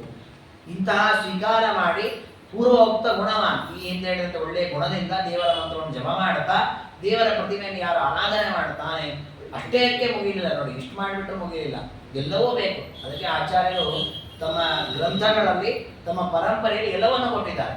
ದೇವರ ಪ್ರತಿಮೆಯ ಪೂಜೆಯನ್ನು ಮಾಡಬೇಕು, ವೈಷ್ಣವ ದೀಕ್ಷೆ ತತ್ವಮುದ್ರಾಯ ಧಾರಣೆ ಮಾಡಬೇಕು, ಪಾಠ ಪ್ರವಚನ ಶ್ರವಣಾದಿಗಳನ್ನು ಮಾಡಬೇಕು. ಹಾಗೆ ಇಲ್ಲೂ ಕೂಡ ಹೇಳಿದರೆ ಹಾಗೆ ಹೇಳ್ತಾನೆ ನೋಡಿ, ವೈಷ್ಣವ ದೀಕ್ಷೆ ಪಡ್ಕೊಳ್ಬೇಕು, ವಿಹಿತ ಕರ್ಮಗಳ ಆಚರಣೆ ಮಾಡಬೇಕು, ದೇವರ ಮಂತ್ರವನ್ನು ಜಪಿಸಬೇಕು, ದೇವರ ಪ್ರತಿಮೆಯನ್ನು ಪೂಜೆ ಮಾಡಬೇಕು, ದೇವರಲ್ಲಿ ಮನಸ್ಸನ್ನಿಡಬೇಕು, ಮತ್ಕಥನ ಶ್ರವಣೇ ಸಕ್ತ, ಪರಮಾತ್ಮನ ಕಥೆಗಳನ್ನು ಶ್ರವಣ ಮಾಡಬೇಕು, ಪರಮಾತ್ಮನ ಭಕ್ತರ ಸಂಘ ಮಾಡಬೇಕು, ಪರಮಾತ್ಮನಿಗೆ ಸರ್ವಸ್ವವನ್ನು ಅರ್ಪಣೆ ಮಾಡಬೇಕು, ಶೀಘ್ರದಿಂದ ಮೋಕ್ಷಕ್ಕೆ ಬಂದು ಮೋಕ್ಷ ಆಗಬೇಕು, ಇದೆಲ್ಲವನ್ನು ಮಾಡಬೇಕು ಅಂತ ಪರಮಾತ್ಮ ಉಪದೇಶವನ್ನ ಮಾಡುತ್ತಾನೆ. ಹೀಗೆ ತಸ್ಮಾತ್ ಸರ್ವ ಪ್ರಯತ್ನ, ಇಷ್ಟು ಹೇಳಿ ದೇವರಂತಾನೆ ನೋಡಪ್ಪ, ಇದೆಲ್ಲ ಬಂದದ್ದು ಯಾವುದರ ಹಿನ್ನೆಲೆಯಲ್ಲಿ ಅಂದರೆ ವೈಷ್ಣವ ದೀಕ್ಷೆ ವಿಷಯವಾಗಿ ಇಷ್ಟೆಲ್ಲ ಉಪದೇಶ ಮಾಡಿದ್ದೇನೆ. ಇದನ್ನು ತಿಳ್ಕೊಳ್ಬೇಕಾದ್ದೇನೆಂದ್ರೆ ನನ್ನನ್ನು ಸಂತೋಷಗೊಳಿಸಬೇಕು ಅಂತ ಆಸೆ ಇದ್ರೆ ಪೂರ್ವೋಕ್ತೇನ ವಿಧಾನೇನ ಪಂಚರಾತ್ರೋಕ್ತ ಮಾರ್ಗತಃ ಗ್ರಾಹ್ಯಾಯಿ ವೈಷ್ಣವೀ ದೀಕ್ಷಾ. ದೇವರು ಸಂತೋಷವಾಗಬೇಕು ಅಂದರೆ ಅವನು ಹೇಳಿದಂತೆ ನಾವು ಮಾಡಬೇಕು. ಅವನು ಹೇಳಿದಂತೆ ಮಾಡುವುದು ಯಾವುದು ಪ್ರಧಾನವಾಗಿದ್ರೆ ವೈಷ್ಣವ ದೀಕ್ಷೆಯನ್ನು ಸಂಪಾದಿಸಬೇಕು.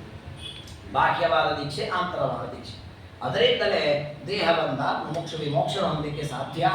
ಇನ್ನು ಮನೋವಾಕ್ಕಾಯ ಕರ್ಮವಿ, ಮನಸ್ಸಿನಿಂದ, ಮಾತಿನಿಂದ, ದೇಹದಿಂದ, ತ್ರಿಕರಣಗಳಿಂದಲೂ ಕೂಡ ಪರಮಾತ್ಮ ಪ್ರೀತನಾಗಲಿ ಅಂತೇಳಿ ಪರಮಾತ್ಮನ ಉದ್ದೇಶವಾಗಿ ವಿಹಿತವಾದ ಕರ್ಮಾಚರಣೆಯನ್ನು ಮಾಡಬೇಕು.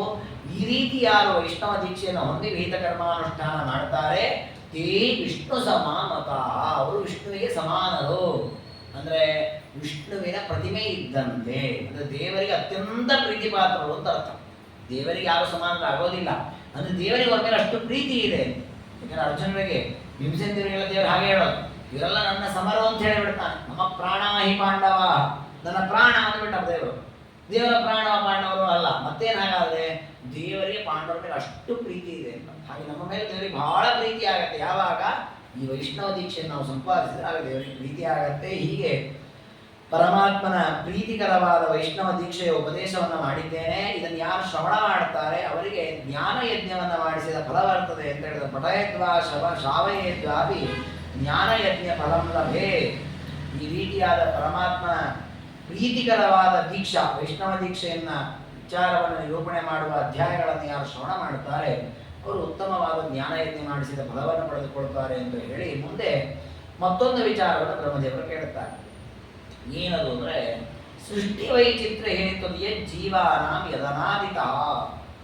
ಹಿಂದೆ ಈ ಪ್ರಶ್ನೆ ಬಂದಿತ್ತು, ಅನೇಕ ವಿಧವಾದ ಜೀವಿಗಳಿದ್ದಾರೆ, ಒಬ್ಬೊಬ್ಬರು ಒಂದೊಂದು ರೀತಿಯಲ್ಲಿ ಇದ್ದಾರೆ, ಇದಕ್ಕೇನು ಕಾರಣ?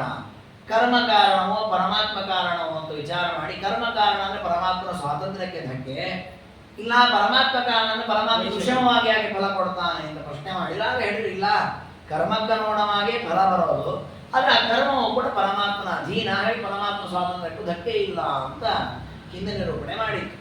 ಅದರ ಮೇಲೆ ಪ್ರಶ್ನೆಯನ್ನ ಮಾಡ್ತಾರೆ, ಈಗ ಕರ್ಮದ ಮೂಲಕ ಈ ರೀತಿಯಲ್ಲಿ ನಾನಾ ವಿಧವಾದ ಜೀವರು ಬೇರೆ ಬೇರೆ ರೀತಿಯಲ್ಲಿ ಸೃಷ್ಟರಾಗ್ತಾರೆ, ಈ ಕರ್ಮದಿಂದ ಬದ್ಧರಾದ ಜೀವರ ಸೃಷ್ಟಿಯ ವೈಭವ ಹೇಗೆ? ಇದರ ಬಗ್ಗೆ ನನಗೆ ಹೇಳಬೇಕು ನೀನು. ಅಂದರೆ ಕರ್ಮದಲ್ಲಿ ಪ್ರಭೇದ ಇದೆ, ಆ ಕರ್ಮದಲ್ಲಿರುವ ಪ್ರಭೇದದಿಂದ ಆ ಕರ್ಮದ ಫಲವನ್ನು ಅನುಭವಿಸಲಿಕ್ಕೆ ಬರುವ ಜೀವರಲ್ಲಿಯೂ ನಾನಾ ವಿಧವಾದ ಪ್ರಭೇದಗಳು ಕಾಣುತ್ತೆ. ಹಾಗಾದ್ರೆ ಆ ಕರ್ಮದ ಪ್ರಭೇದ ಹೇಗೆ, ಅದು ಯಾವ ರೀತಿ ಇರುತ್ತದೆ ಅದನ್ನು ವಿಸ್ತಾರವಾಗಿ ನೀನು ಹೇಳಬೇಕು, ನಾನು ಕೇಳುತ್ತೇನೆ ಅಂತ ಬ್ರಹ್ಮದೇವರು ದೇವರಲ್ಲಿ ಪ್ರಶ್ನೆ ಮಾಡುತ್ತಾರೆ. ಹಯಗ್ರೀವ ದೇವರು ಆ ಕರ್ಮದ ವಿಚಾರವಾಗಿ ಹೇಳುತ್ತಾರೆ. ಕೃಷ್ಣದೇವರು ಗೀತೆಯಲ್ಲಿ ಒಂದು ಮಾತು ಹೇಳ್ತಾನೆ, ಏನಂದ್ರೆ ಗಹನ ಕರ್ಮಣೋಗತಿ. ಅಂದರೆ ಕರ್ಮದ ವಿಚಾರ ಏನಿದೆ ಅದು ಬಹಳ ಗಹನ. ಗಹನ ಅಂದರೆ ಬಹಳ ಗೂಢವಾಗಿದೆ ಆ ವಿಷಯ. ಎಷ್ಟು ನೀವು ತಿಳಿತಾ ಹೋಗ್ತೀರಿ ಅಷ್ಟು ವಿಸ್ತಾರವೂ ಇದೆ, ಆಳವಾದ ವಿಚಾರಗಳು ಕರ್ಮದ ವಿಚಾರ. ಹಾಗಾಗಿ ಅದನ್ನು ಬಹಳ ಸೂಕ್ಷ್ಮವಾಗಿ ತಿಳಿಬೇಕು. ಅದನ್ನು ದೇವರು ತಿಳಿಸ್ತಾ ಹೋಗ್ತಾನೆ. ಏನ ಬದ್ಧೋ ನರೋ ಮುಕ್ತಿಂ ನವಲಜತ್ಯೇಷ ಸಂಸ್ಕೃತೌ ಸರ್ಗೇವ ನರಕೇವಾಪಿ ಭ್ರಮತ್ಯೇವಾನಿಶಂ ಯತಃ. ಕರ್ಮ ಅಂದ್ರೆ ಏನು ಮೊದಲು ನಿರೂಪಣೆ ಮಾಡ್ತಾರೆ. ಕರ್ಮ ಅಂದ್ರೆ ಏನು ಅಂದ್ರೆ ನಾವು ಸಂಸಾರದಲ್ಲಿ ಇರಲಿಕ್ಕೆ ಯಾವುದು ಕಾರಣವೋ ಅದೇ ಕರ್ಮ. ಇಲ್ಲಿ ನಾವು ಸಂಸಾರಕ್ಕೆ ಬರ್ತಾನೇ ಇರಲಿಲ್ಲ, ಸಂಸಾರದಲ್ಲಿ ನಾವು ಇದ್ದೇವೆ ಯಾಕೆ ಅಂದ್ರೆ ಕರ್ಮದಿಂದ ಬಂಧಿತರಾಗಿದ್ದೇವೆ ಅಂದರೆ ಸಂಸಾರದಲ್ಲಿ. ನಾವು ರಜತ್ಯೇಷ, ನಾವು ಮೋಕ್ಷಕ್ಕೆ ಹೋಗ್ತಾ ಇಲ್ಲ ಯಾಕೆ ಇದು ಕರ್ಮ ತಡೀತಾ ಇದೆ ನಮಗೆ, ಅದು ಬಂಧಕವಾಗಿ ಬಿಟ್ಟಿದೆ. ಹಾಗಾದ್ರೆ ನಾವು ಸ್ವರ್ಗ ನರಕ ಭೂಮಿ ಇಲ್ಲೇ ತಿರುಗ್ತಾ ಇದ್ದೇವೆ, ಇದಕ್ಕೆ ಕಾರಣ ಏನಂದ್ರೆ ನಾವು ಮಾಡಿದ ಕರ್ಮಗಳೇ ಕಾರಣ, ಅದನ್ನೇ ಕರ್ಮ ಅಂತ ಕರೆಯುವುದು.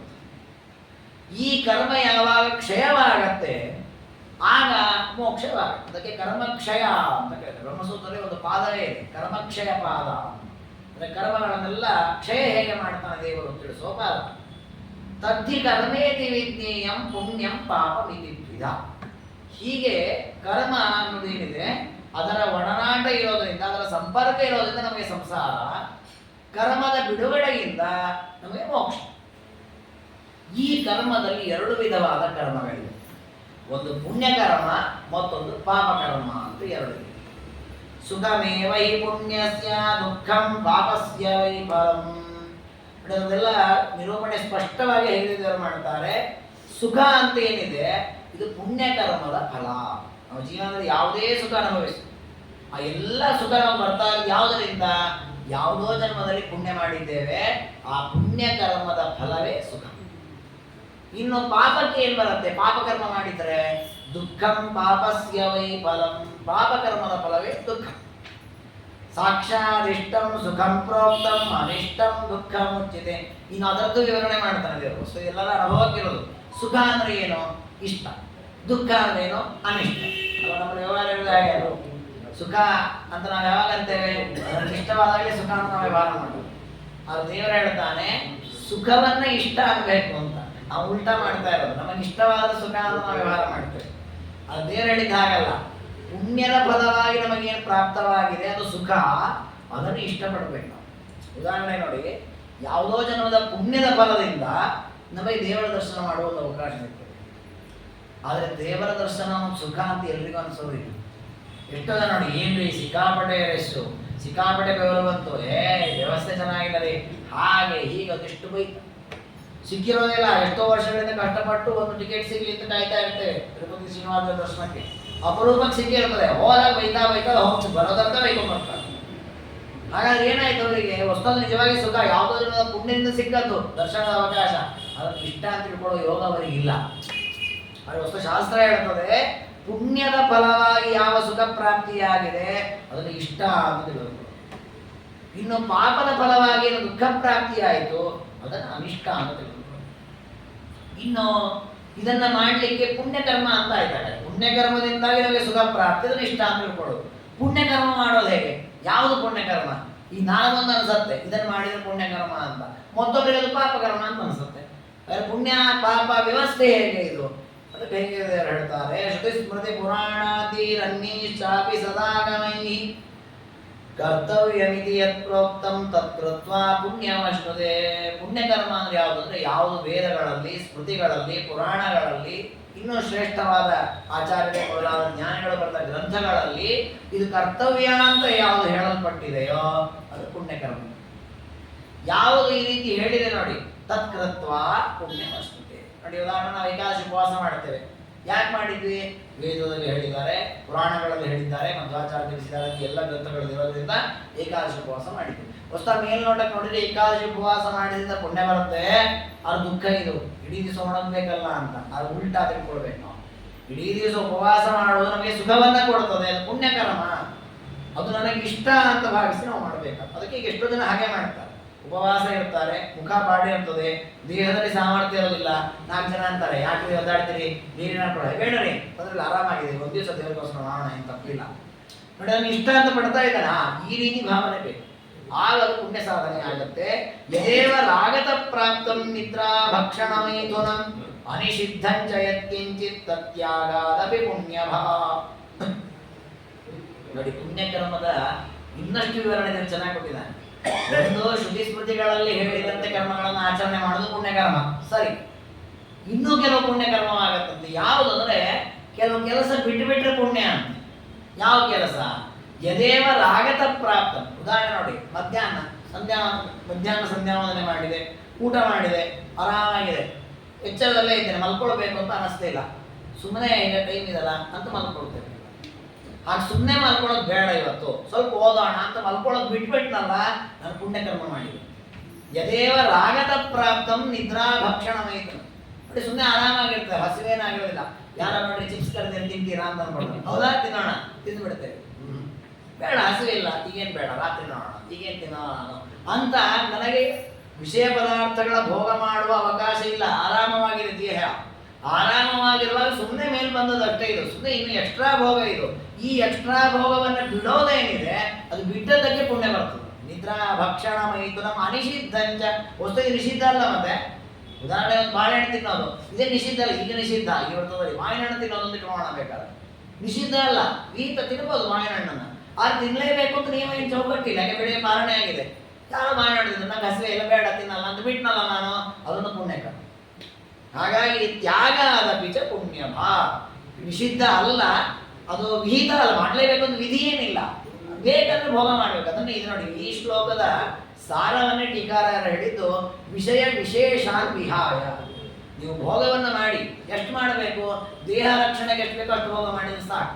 ಎಕ್ಸ್ಟ್ರಾ ಭೋಗ ಏನಿದೆ ಅದು ಬೇಡ. ವಿಷಯ ವಿಶೇಷ, ನಮಗೀಗ ಕಣ್ಣಿನಿಂದ ಇಷ್ಟು ನೋಡಬೇಕು, ಸ್ವಲ್ಪ ಸುಖ ಆಗತ್ತೆ, ಸಾಕು.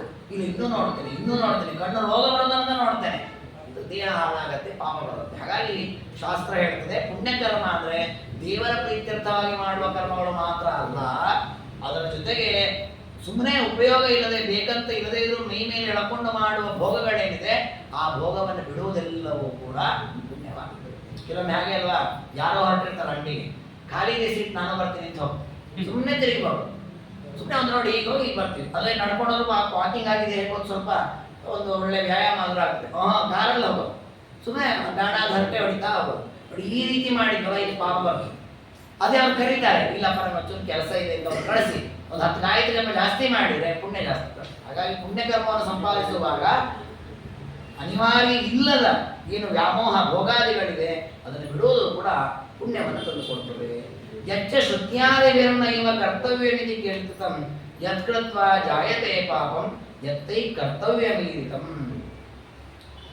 ಇದು ಪುಣ್ಯಕರ್ಮವನ್ನು ನಿರೂಪಣೆ ಮಾಡಿದ್ದ. ಇನ್ನು ಪಾಪಕರ್ಮ ಅಂದ್ರೆ ಯಾವುದು? ಪಾಪಕರ್ಮದಲ್ಲಿಯೂ ಕೂಡ ಮತ್ತಿದೇ ರೀತಿ ವ್ಯವಸ್ಥೆ ಇದೆ. ಏನದು ಅಂದ್ರೆ ಯಚ್ಚ ಶ್ರುತ್ಯಾದಿಭಿರ್ನೈವ ಕರ್ತವ್ಯಂ, ಯಾವುದು ವೇದಾದಿಗಳಲ್ಲಿ ಮಾಡಲೇಬಾರದು ಅಂತ ನಿಷೇಧ ಇದೆ ಅಂತಹ ಕರ್ಮಗಳನ್ನು ಮಾಡಿದ್ರೆ ಅದು ಪಾಪಕರ್ಮ.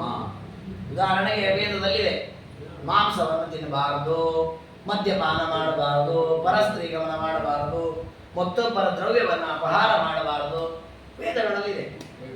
ಇದನ್ನು ಮಾಡಿದರೆ ಪಾಪಕರ್ಮ. ಯತ್ಕೃತ್ವ ಜಾಯತೆ ಪಾಪಂ ಯತ್ತೈ ಕರ್ತವ್ಯ ಮೀರಿತಂ ಸರ್ವಥೈವ ಆಕೃತೇಸ್ತಸ್ಯ ನಿತ್ಯ ನೈಮಿತ್ಯ. ನೋಡಿ, ಒಂದು ಪಾಪ ಯಾವುದು? ಮಾಡಬಾರದು ಅಂತ ಹೇಳಿದ್ದನ್ನು ಮಾಡಿದ್ದಕ್ಕೆ ಬಂದ ಪಾಪ. ಇನ್ನೊಂದು ಪಾಪ ಯಾವುದು ಅಂತಂದ್ರೆ ನಮಗೆ ಮಾಡಬೇಕು ಅಂತ ಹೇಳಿದ್ದನ್ನು ಬಿಟ್ಟಿದ್ದೇವಲ್ಲ ಅದಕ್ಕೊಂದು ಪಾಪ. ಸರ್ವಥೈವ ಅಕೃತೇಸ್ತಸ್ಯ ನಿತ್ಯ ನೈಮಿತ್ತಿಕ. ಸಂಧ್ಯಾವಂದನೆ ಮಾಡಬೇಕು ಅಂತ ವೇದಗಳಲ್ಲಿ ವಿಧಿದೆ. ಅಹರಹ ಸಂಧ್ಯಾನುಪಾಸೀತ ಅಂತ ಸಂಧ್ಯಾವಂದನೆ ಬಿಟ್ಟೆ, ಪಾಪ ಬಂತು. ನೋಡಿ, ಹೊಸ ನಾನು ಯಾರ ಹಿಂಸೆ ಮಾಡಲಿಲ್ಲ, ಯಾರಿಗೂ ಹೊಡಿಲಿಲ್ಲ, ಯಾರ ದ್ರವ್ಯವನ್ನು ಅಪಹಾರ ಮಾಡಲಿಲ್ಲ, ನನಗೆ ಕೊಟ್ಟ ಕರ್ತವ್ಯವನ್ನು ಬಿಟ್ನಲ್ಲ, ಅದಕ್ಕೆ ಪಾಪ.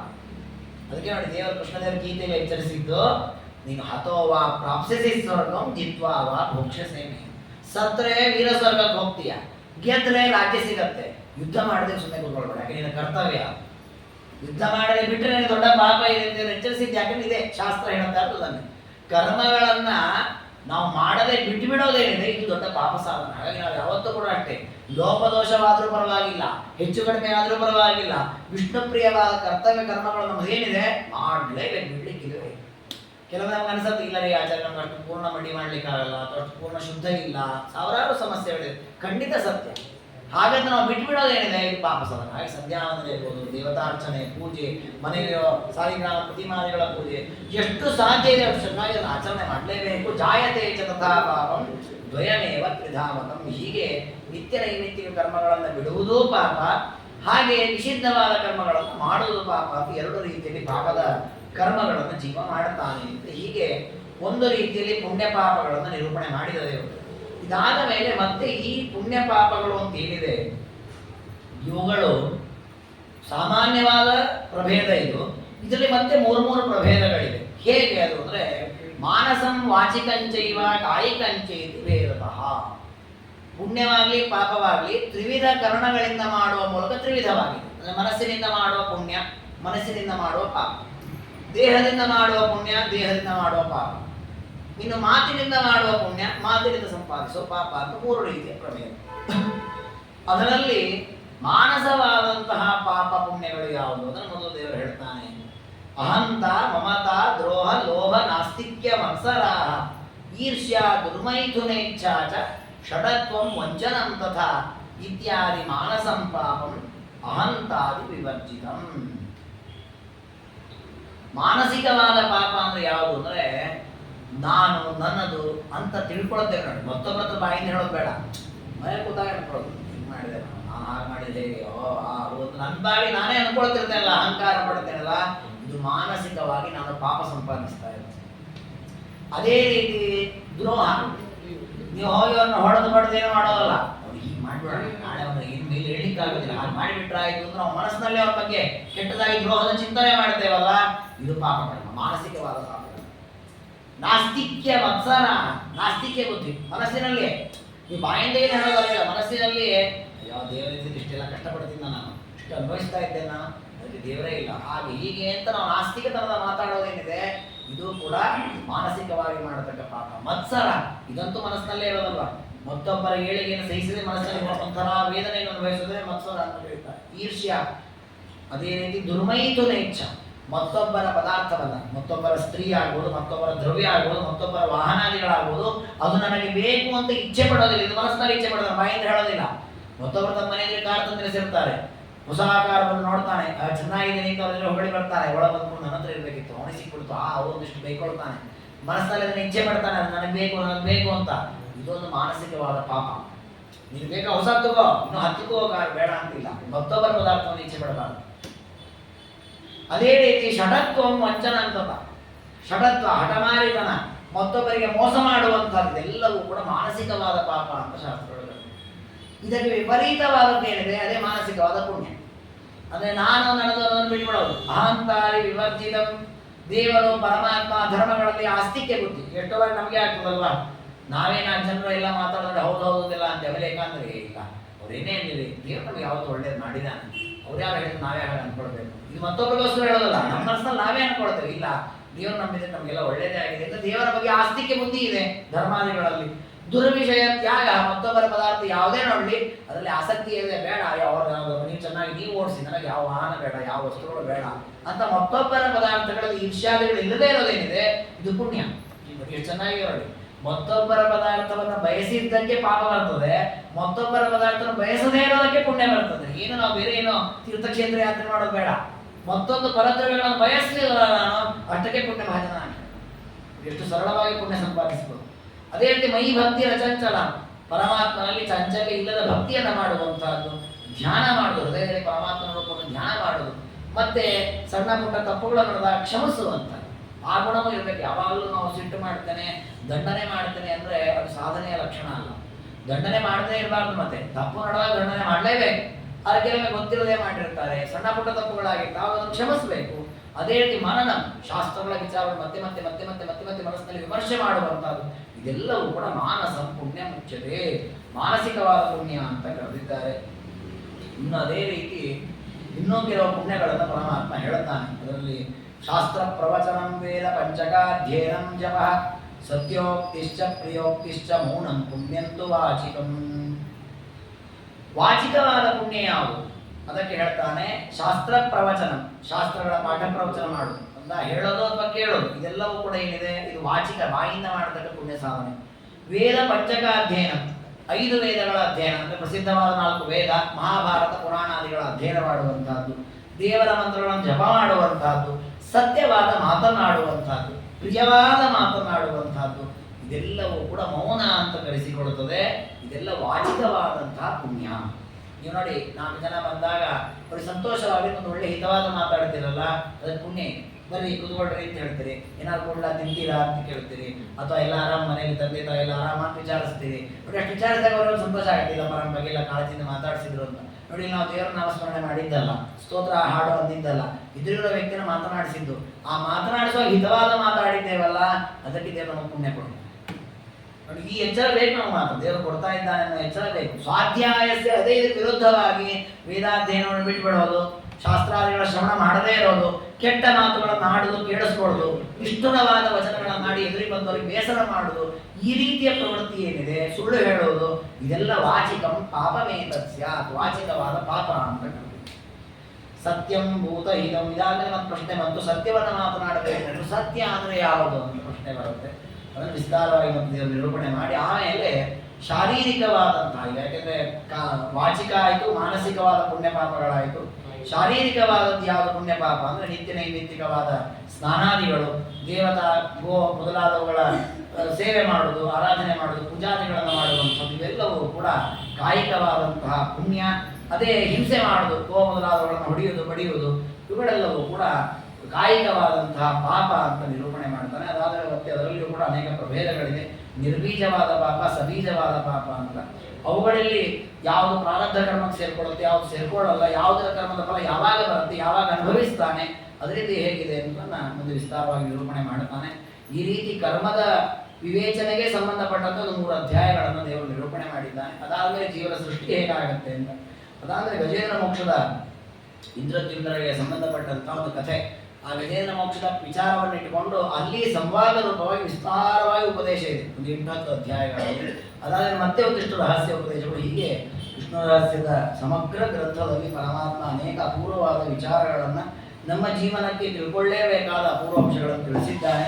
ಎಲ್ಲವನ್ನೂ ತಿಳ್ಕೊಳ್ಬೇಕು ನಾವು. ಕೆಲವು ಅಂಶಗಳನ್ನಾದರೂ ಜೀವನದಲ್ಲಿ ಯಾವಾಗಲೂ ಮನನ ಮಾಡ್ತಾ ಅದನ್ನು ರೂಢಿಸಿಕೊಂಡು ದೇವರ ವಿಷ್ಣುವಿನ ಅನುಗ್ರಹಕ್ಕೆ ಪಾತ್ರರಾಗಬೇಕು ಅಂತ ಹೇಳ್ತಾ ಕಳೆದ ಒಂದು 10-12 ದಿನಗಳಿಂದ ಆರಂಭದ ಒಂದು 10 ಅಧ್ಯಾಯಗಳ ಚಿಂತನೆಯನ್ನು ಮಾಡಿದ್ದೇವೆ. 11ನೇ ಅಧ್ಯಾಯದಲ್ಲಿ ಒಂದು 4 ಶ್ಲೋಕ ಆಗಿದೆ ಅಷ್ಟೇ ಚಿಂತನೆಯನ್ನು ಮಾಡಿದ್ದೇವೆ. ಆ ಚಿಂತನೆಯ ಮಾಡುವ ಮಧ್ಯದಲ್ಲಿ ಕೆಲವು ವಿಷಯಗಳು ವಿಶೇಷವಾಗಿ ನಾವು ವಿಸ್ತಾರವಾಗಿ ನೋಡಿದ್ದೇವೆ. ದೇವರು ತಿಳಿಸಿದ್ದು ತತ್ವಮೂಲಾಧಾರಣೆ ವಿಷಯ, ದೇವರ ಪ್ರತಿಮಾ ಪೂಜಾದಿಗಳ ವಿಚಾರ, ಇವೆಲ್ಲ ಸ್ವಲ್ಪ ವಿಸ್ತಾರವಾಗಿ ದೇವರು ತಿಳಿಸಿದ್ದಾನೆ. ಬೇರೆ ಗ್ರಂಥಗಳಲ್ಲಿ ಇವೆಲ್ಲ ನಮಗೆ ಸಿಗಲ್ಲ. ತತ್ವಮೂಲಾಧಾರಣೆ ಬಗ್ಗೆ ಪದ್ಮಪುರಾಣದಲ್ಲಿ ಮತ್ತು ವರಾಹ ಪುರಾಣದಲ್ಲಿ ಒಂದೆರಡು ವಾಕ್ಯಗಳಿದೆ. ಅದರಲ್ಲಿ ವಿಸ್ತಾರವಾಗಿ ಎಲ್ಲರಿಗೂ ಅದು ಕರ್ತವ್ಯವಾದದ್ದು ಹೇಗೆ, ಅದರಲ್ಲಿ ನಾವು ಮಾಡಬೇಕಾದ ಅನುಸಂಧಾನ ಏನು ಅದನ್ನೆಲ್ಲ ದೇವರು ತಿಳಿಸಿದ್ದಾನೆ.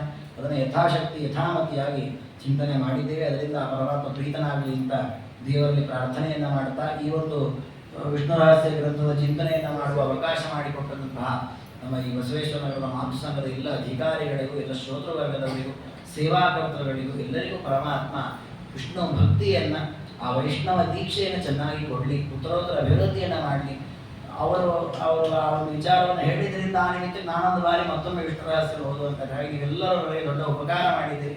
ಆ ಎಲ್ಲ ಉಪಕಾರ ಮಾಡಿ ನಿಮಗೆ ದೇವರು ವಿಶೇಷವಾದ ಆಯುಷ್ಯ, ಆರೋಗ್ಯ, ಐಶ್ವರ್ಯಾದಿಗಳನ್ನು ಕರುಣಿಸಲಿ ಅಂತ ಹೇಳ್ತಾ ನಾನು ಪೂರ್ಣ ಮುಗಿಸ್ಬೇಕು ಅಂತ ಮೊದಲನೇ ದಿನ ಸಂಕಲ್ಪ ಮಾಡಿಕೊಂಡಿದ್ದೆ. ಆದರೆ ಆ ವಿಷಯಗಳನ್ನು ನೋಡುವಾಗ ನನಗೆ ಅನಿಸ್ತು, ಆ ಗಡಿಬಿಡಿ ಮಾಡಿ ಸುಮ್ಮನೆ ವಿಷಯಗಳನ್ನು ಹಾರಿಸೋದಕ್ಕಿಂತ ಎಷ್ಟು ಸಾಧ್ಯ ಅಷ್ಟನ್ನು ಮುಟ್ಟುವ ಪ್ರಯತ್ನ ಮಾಡೋಣ ಅಂತ. ಇನ್ನೂ ಅನೇಕ ವಿಷಯಗಳು ಬಾಕಿ ಇದೆ. ಸುಮಾರು ಇನ್ನೊಂದು 35-40 ಅಧ್ಯಾಯಗಳಷ್ಟು ವಿಷಯಗಳಿದೆ. ಮತ್ತೆ ಸಮಯವಾದಾಗ ಖಂಡಿತ ಅದರ ಚಿಂತನೆಯನ್ನು ಮಾಡೋಣ ಅಂತ ಹೇಳ್ತಾ ಈ ದಿನಗಳಲ್ಲಿ ನಡೆದಂತಹ ಚಿಂತನೆಯನ್ನು ಗುರುಗಳ ಅಂತರ್ಯಾಮಿ ಮಧ್ವಪತಿ ಗೋಪಾಲಕೃಷ್ಣನ ಪಾದಾರವಿಂದಗಳಲ್ಲಿ ಸಮರ್ಪಣೆಯನ್ನು ಮಾಡೋಣ. ನಾನು ಅನೇಕ ದಿನಗಳು ಬರುವಾಗ ಕೆಲವೊಮ್ಮೆ ವಿಳಂಬವಾದದಿದೆ. ಮತ್ತು ನಾಳೆ ನಾಡಿದ 3 ದಿನ ನಾನು ಒಪ್ಕೊಂಡಿದ್ದೆ, ಅದರ ನಿವಾರಣೆ ಕಾರಣದಿಂದ ನಡೆಸಿಕೊಡ್ಲಿಕ್ಕೆ ಆಗ್ತಾ ಇಲ್ಲ. ಆದರೂ ಪಾಪ ಎಲ್ಲ ಶ್ರೋತೃವರ್ಗದವರು ಸಹಕರಿಸಿದ್ದೀರಿ. ಆ ಎಲ್ಲ ಶ್ರೋತೃಗಳ ಅಂತರ್ಯಾಮಿ ಪರಮಾತ್ಮನಲ್ಲಿ ಕ್ಷಮೆಯನ್ನು ಕೇಳ್ತಾ ಈ ಉಪನ್ಯಾಸ ಮಾಲಿಕೆಯನ್ನು ದೇವರ ಪಾದಕ್ಕೆ ಅರ್ಪಣೆ ಮಾಡೋಣ. ಸರ್ವಗುಣ ಸಂಪೂರ್ಣ ಸರ್ವದೋಷ ವಿವರ್ಜಿತ ಪ್ರಿಯತಾಂ ಪ್ರೀತಯೇವಾಲಂ ವಿಷ್ಣುರ್ಮೇ ಪರಮಸ್ತು. ಶ್ರೀಕೃಷ್ಣಾರ್ಪಣಮಸ್ತು.